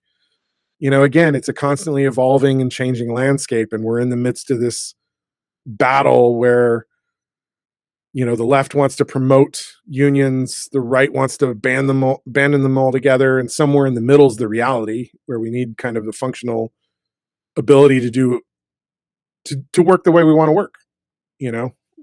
I definitely think there's been a lot of this idea of choice has been taken away. Like, we just don't have a choice. Like, you know, you can choose to stay home, or you can choose to go out. You can choose to work a certain way, or you choose to go get a job. Like, it's that idea of that choice is really being taken away, which is, I think, more than anything, is messing up my Kool-Aid. Yeah, but again, it's all about power and control, you know, and some people want more control over their lives. That you know, they feel, and we've seen it, you know, people don't agree with the way we live our lives necessarily. Like, I'm sure you guys have had conversations with family members who are like, why don't you get a real job, full-time job, like get a career, like what's this road shit you're doing, and music, you know, DJ, all this fucking loony bullshit that's not a real career. Go get a fucking real career. Live our lives as creatives scares people, you know. And when they hound on us like that, it's not because they don't like us, it's not because they don't like the work that we're doing, it's because they can't vision that kind of uncertainty for themselves, and they lash out at the way we live our lives because they're trying to help us in their own way, you know, even though we don't need that help because we're comfortable with the uncertainty, we're comfortable with the way that life works for us. You know, I've done the office job thing, I fucking hated it. You know, 3 years I ran a company. I was making more money than I'd ever made in my fucking life. And I hated every minute of it. You know, I mean, I did cool stuff. Let me rephrase it. I did really cool stuff. I was very proud of the products that we put out, but it was not soul fulfilling. There's no break for the no office job. There's no break. There's no break. There's no ability to kind of focus on you. It's always the job, and it's, you know, and that's fine. Some people need that structure. Lots of people, most people probably need that kind of structure in their lives, because they don't function well without the structure, you know. But those of us who are free thinking and like to work outside the box, think outside the box, that kind of structure is really constricting and uncomfortable to exist within. And again, you know, I think everybody should have the freedom to work the way they want and do the things that they want to do. But what we do removes us from a lot of control. And that doesn't work for the powers that be, who want to have control over every function of American life. So, you know, be it the unions wanting you to be in a union and function within the union, or be it the government wanting you to pay taxes a certain way, make sure they get as much money out of you as possible, make sure you're not working in ways that they can't track, you know. Like, it's all about control everywhere you go. So here's the interesting thing about that Canada story too. So I asked the guy, I'm like, look, man, I'm not getting paid for this. You know, like I'm volunteer crew. You know, it's an independent film that's got no budget. You know, like I'm not getting paid to come here to Canada. He goes, they bought your ticket though, right? I go, well, yeah. He goes, you've been paid. I go, fuck. Okay. You know, like, he's like, if you'd have bought your ticket yourself, we could have a whole different conversation. He's like, put on their credit card, so they paid for you to come here.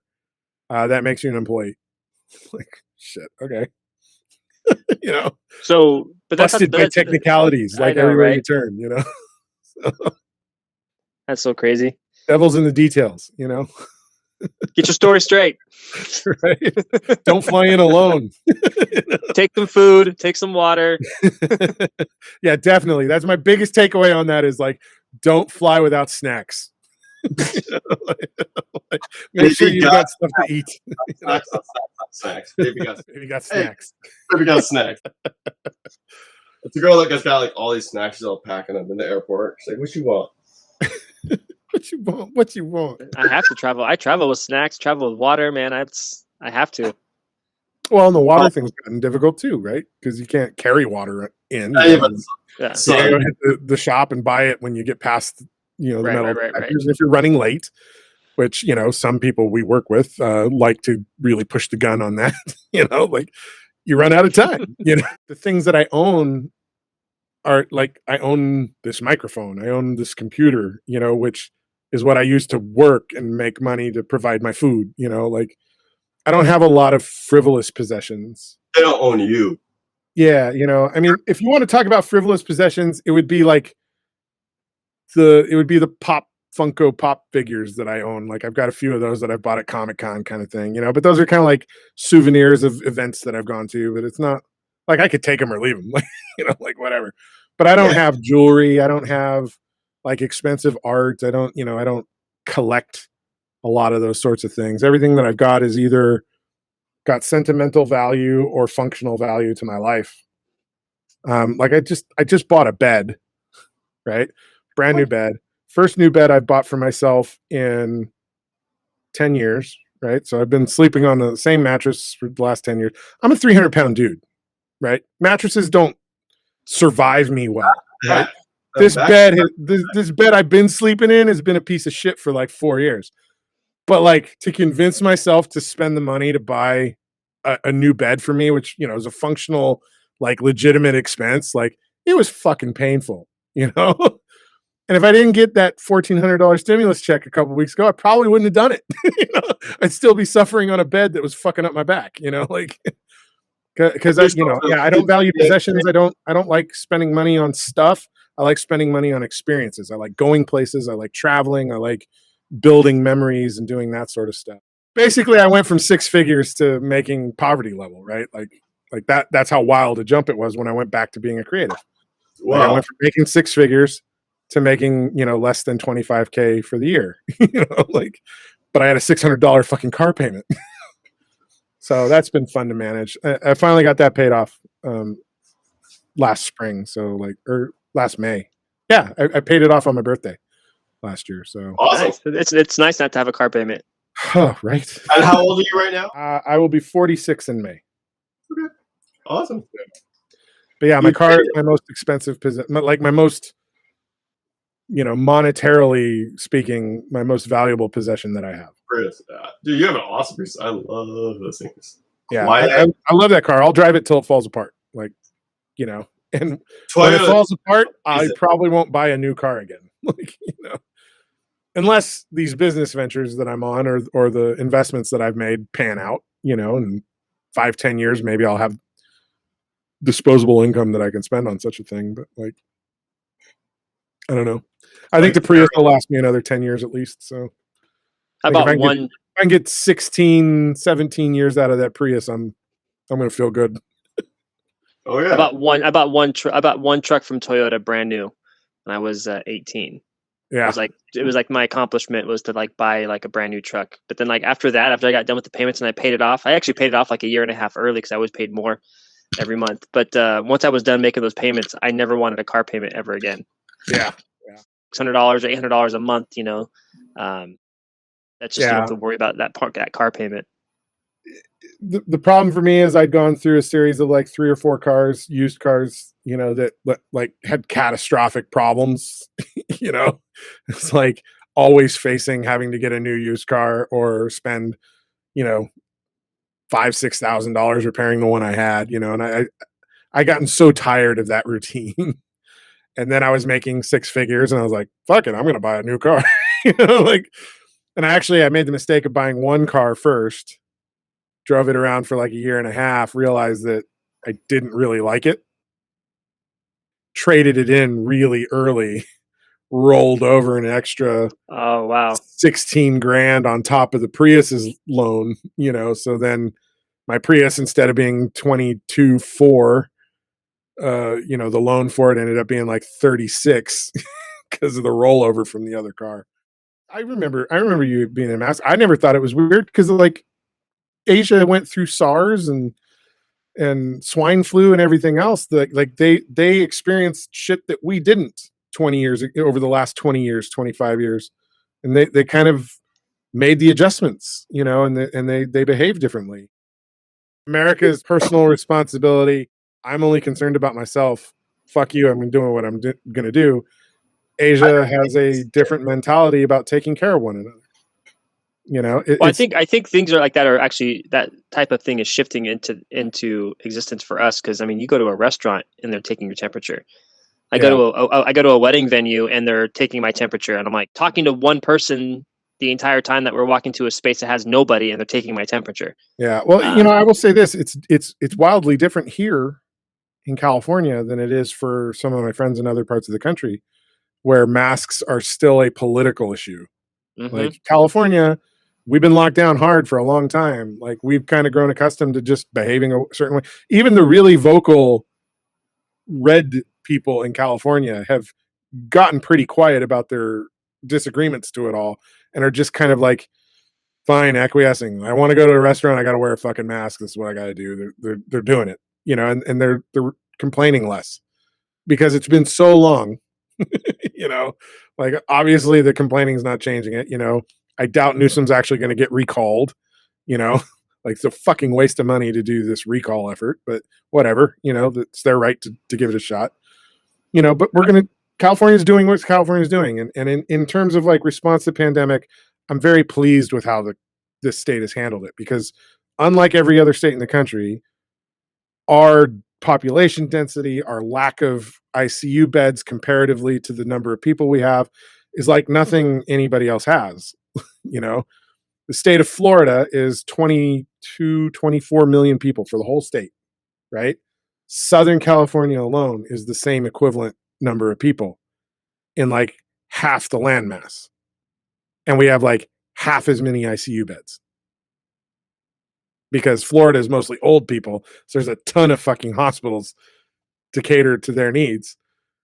California is predominantly a younger population, not as many hospitals, just many people. There's a lot of differences and a lot of complications in how you handle the pandemic here versus how you handle the pandemic in some place like Florida, and people's mentalities are all different. Third world countries, places that you're not like, it's hot. You're not going to necessarily go in a closed area where there's air conditioning and it's closed off. You go into places that's more circulated air, right? Mm-hmm. So which is like, so there's been like this thing. It's like, oh, all these third world countries, they're not affected as bad. But it's not like one thing. It's like all these things that are accumulating. They predominantly spend more of their time outdoors. They're not holed up inside buildings like we are. Yeah. Yeah. No air conditioning. So when it's hot, it doesn't mean you're in air conditioning units. You're well, and that's why we looked at if you look at our curves over the past year, we had this springtime rise, then it leveled off and it kind of plateaued for a while through the summer while everybody was doing outdoor activities all over the country. Then you had holidays. You had holidays like 4th of July and those sorts of things happening, and people partied together. You start to see the spikes going up, and the spikes go up towards late summer, but that plateaued fairly quickly because they were peaked based on individual holiday seasons that created these surges. Then we plateaued for a little while, and then the weather started to get cold, late October, early November. And you see that rise that just kind of shot up through the fall, which also then combined with Thanksgiving and Christmas and New Year's. And people wanting to see each other and congregating indoors, large gatherings of families, and that sent it through the roof, and so, we've been coming down off of that, but, everybody's feeling comfortable right now, except, our plateau right now is basically the high end of late summer, so our comfort level with where we're at is continuing to evolve too. It's like, August last year, everybody's terrified because of where we were. Now everybody's like, hey, we experienced way worse than that. Now we're happy with it being like it was back in August. I feel comfortable. I want to go back to a restaurant. Okay, well, is that going to lead to another surge? You're totally right. So we're constantly like changing our expectations, changing what we feel is acceptable, versus what is not acceptable. And it's there's frustration in the inconsistency of everything. But the inconsistency of everything is because of our frustrations. Because we refuse to not meet in groups, because we refused to wear masks in large portions of the country, because we politicize so much of it. If we'd have just gone into a full fucking lockdown for like 3 months, probably would have like seen very little death, probably would have seen very little kind of massive change to the way things are. And we could have come back slowly from that and had a better control over things. But we let things kind of go out of control real quick. And we've been living with this up and down. Now, if you look at 1918, the Spanish flu, which started here,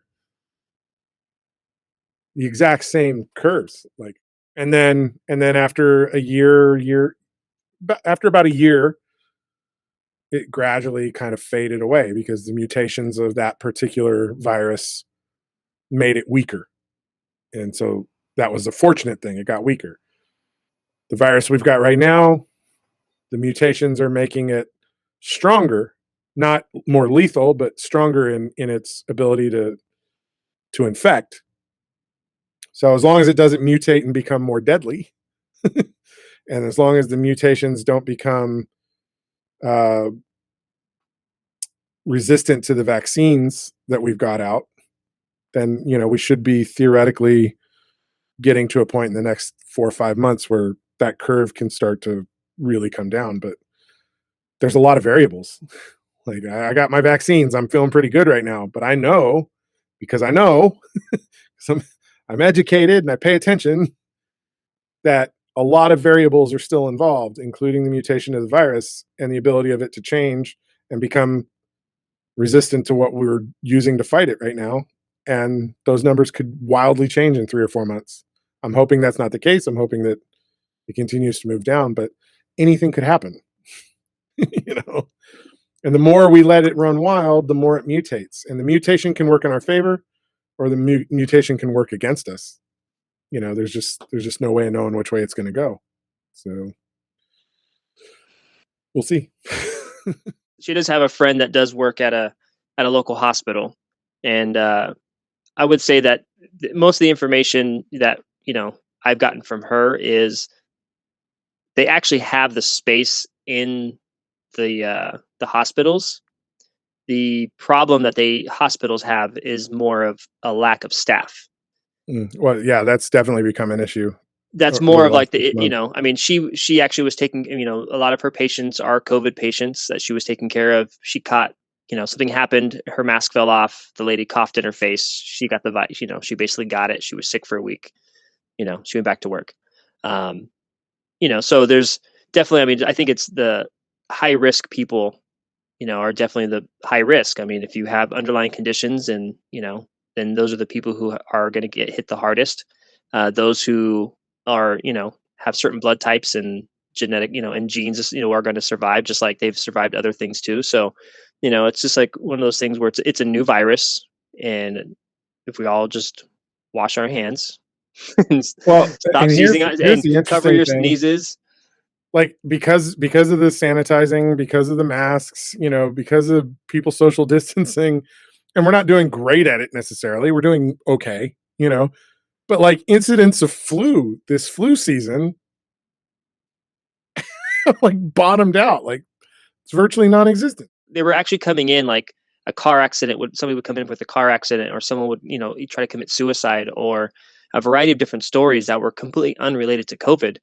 But if they tested positive for COVID and they died, they marked it as a COVID death.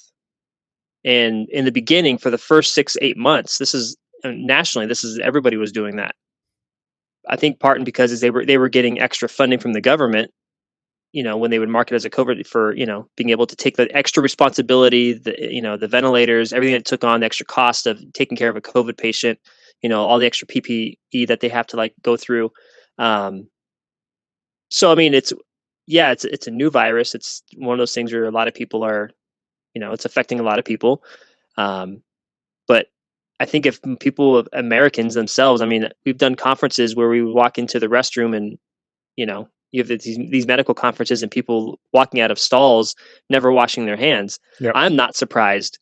Like I'm not surprised that we have a virus that's running rampant, is because people are fucking disgusting.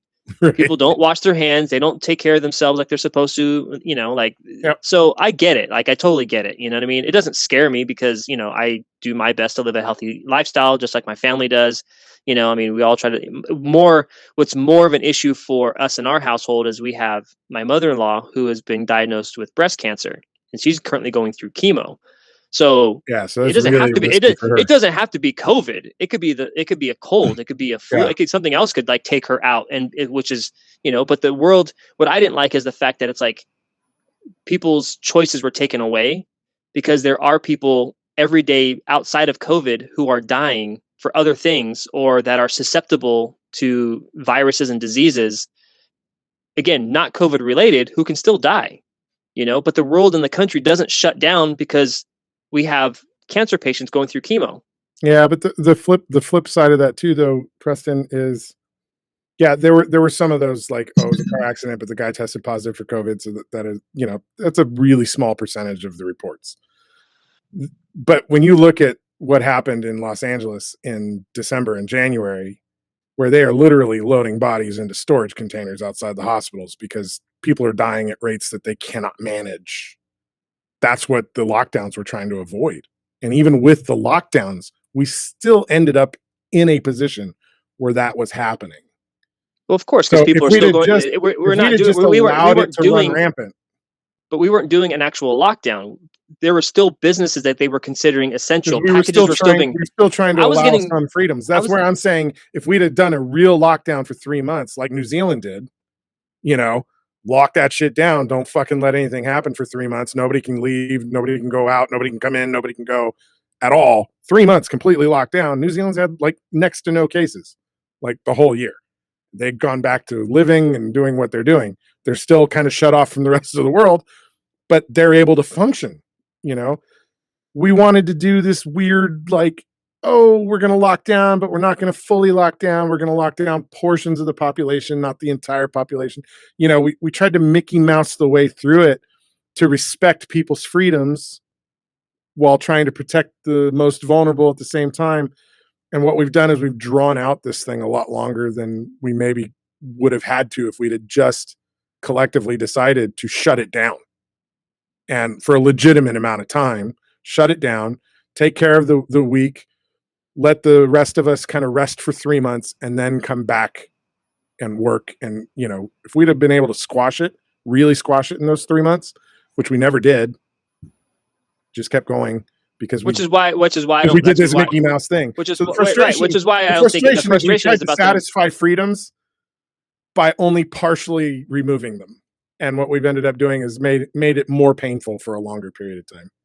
Right. Well, I mean, my argument with the people was always this is like, it's a virus that's running around.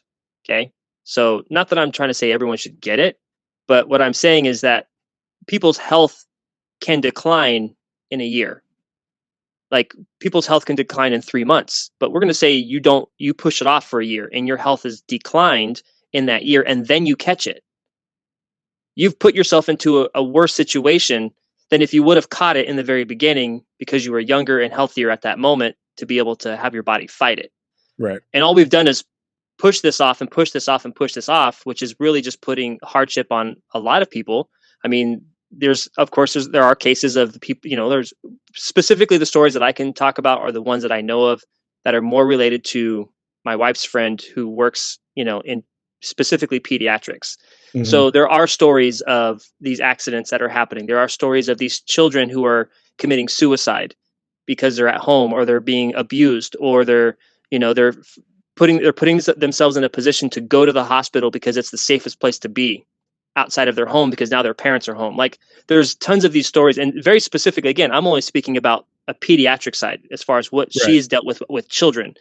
She's not giving me, of course, information, but she's giving me kind of the statistics of what they're dealing with in their facility. And I'm sure it's very similar to a lot of other facilities. And of course, that also we're not talking about just people dying from. We're not talking about just people dying from COVID. We're talking about the effects of the lockdowns that caused just as much, if not more, death than letting people continue with what they need to do. What I'm saying is what we've done was not a lockdown, not a true lockdown in the truest sense of trying to protect people. It was a half-ass lockdown nationwide, worldwide, half-ass lockdown. If everybody had just truly locked down for 3 months and not allowed the virus to spread, it would have gone away. Right? Because we know 2 weeks, it sustains for 2 weeks, then it wears itself out and it goes away. If we'd have locked down for 3 solid months, the worldwide, just shut everybody down, like just, basic deliveries to get food to everybody. If we'd have been able to do something like that, we could have killed the thing, but it's not what we did. And what we've ended up doing is drawing out the pain for everybody in all the different ways, economically, socially, physically, mental health wise, like whatever. All of it's been more painful because it's been drawn out. But again, look at 1918. We basically behaved exactly the same way we did 100 years ago. We didn't learn anything from the last time, And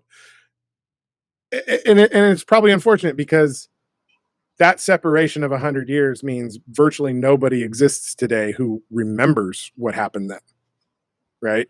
And if they do, they were like 3 or 4 years old. But if you look at like the countries that responded better to this pandemic, they're the ones who experienced SARS and swine flu and those things that happened in the last 25 years. They have a living memory of surviving an epidemic.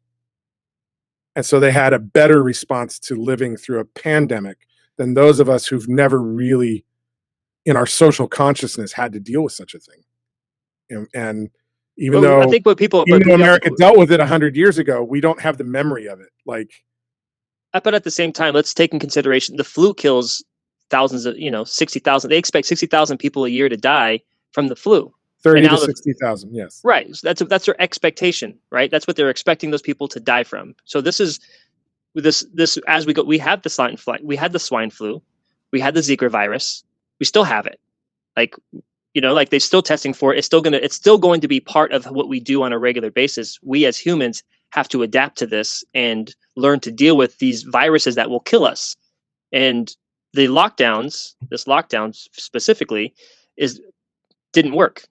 Right? Didn't work. You're saying history is repeating itself instead of just, hey, you know what? Look, there's viruses out there. It's going to fucking kill you. Wash your hands. Don't fucking sneeze on people. Go. Go live life. Yeah. Well, if 100% of the country wore masks on a regular basis, that would do a huge deal. But the mask that's changing how it spread, but that's a false sense of thing because people are touching the mask, which is forcing you to touch your face more than you would normally touch your face. And you're reusing your mask. If you're wearing a mask that fits you properly, you don't actually mess with it very much. And I spent a lot of time finding masks that fit me right, and I don't mess with my mask when it's on.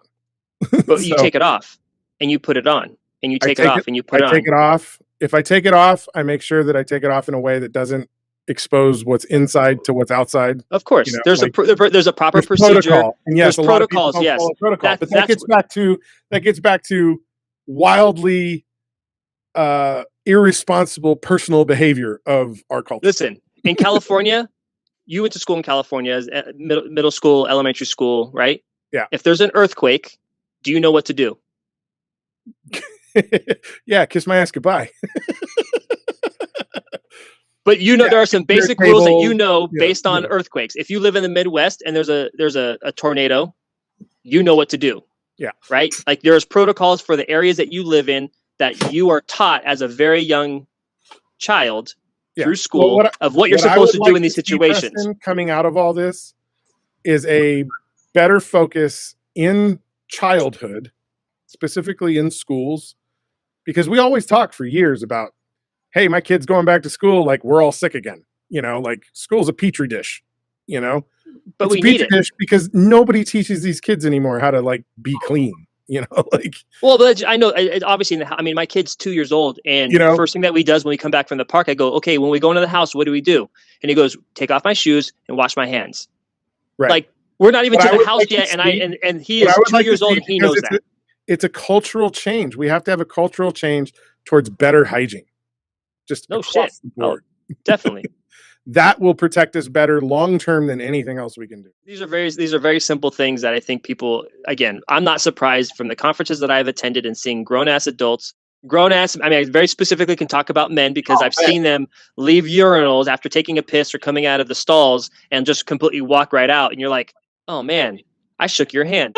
Like, don't even do a cursory rinse, you know, like at least rinse and shake or something. No, they do nothing. They just walk right out. And you're like, did you just wipe your ass? There's one thing also that has been shown in this is that getting people in groups in small confined spaces on regular basis is not healthy for them. You know, but neither. You know what though? I'm not a believer that social distancing is healthy either, because by not spreading any of the germs, your body's not being able to build up antibodies for those germs. Sure, and there's a thing about being too clean. To a family who regularly, so all 4 of my nephews, we brought them in their strollers at like 3 weeks old to Disneyland because we wanted them to be in proximity of other germs and things, and while they're building that initial immunity when it's at its strongest to develop. We did that with all 4 of my nephews, made sure that they were exposed to crowds early. And it was a lot of things. It was the germs, but it was also sensory. You know, they got used to being around crowds and noise and people at a very, very early age, so it didn't freak them out.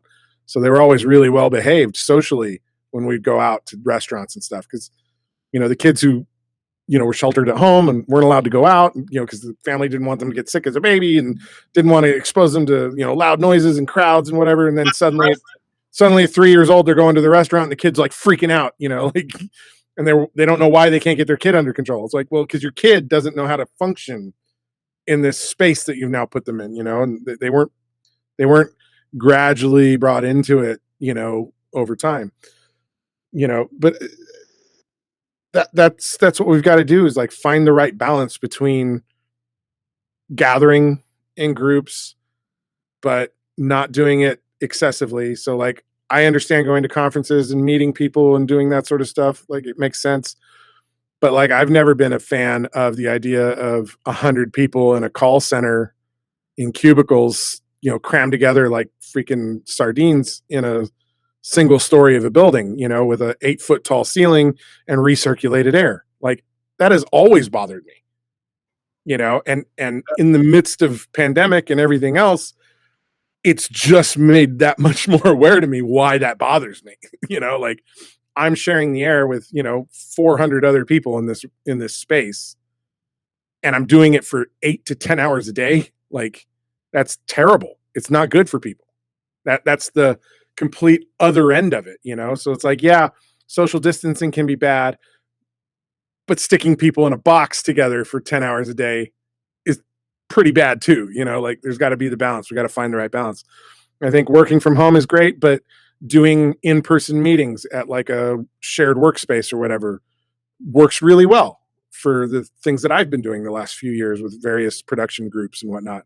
Like, we'll meet like this, but then we go have like a formal meeting, you know, in a conference room together and shake hands and sign the deals, and, you know, then go to dinner and get to know one another. So there's a balance between we're together a lot or we're together enough, you know? But again, it's all balance, and it's all making societal and cultural shifts in our mentality about how we interact with one another, how we take responsibility for one another and for oneself. And yeah, I'm right there with you, man. I've seen all those guys at the fucking urinals at the conferences. It's fucking sick. Yeah. You know, and I will tell you this, when I go back to doing AV, like, face shield and mask when I'm micing guys. Like, I'm not going to fucking be 1 foot off a dude who's breathing heavy and sweating and trying to put a mic on him. Like, you know, like, I'm going to be a little more aware of my own protection going forward. So, you know, and I've done a few shoots now where we've had to do that. Got the mask, got the plastic face shield down, and it was a little weird the first time I did it, but, you know, you get used to it, you grow accustomed to it, and then it's like no big deal, you know. And if we all did more of those kinds of things, we could be in closer proximity while still protecting one another, you know. Everyone's going to walk around with a motorcycle helmet. Oh man, I want one of those space helmet deals, you know, with the HEPA filter and the circulated air. Yeah, just walk around with a spacesuit. Well, hey guys, I know you guys. I definitely enjoyed chatting with you and catching up. It's been a long time, Dave. I'm working post-production on a feature film, and I'm a little behind on delivering some deliverables. So. Deliver those deliverables. All right, guys. Well, it's good to see you both, and Austin, let me know when I can see where this is at and what it is. Oh yeah, we're gonna have to do some editing on this one for sure. Yeah, absolutely.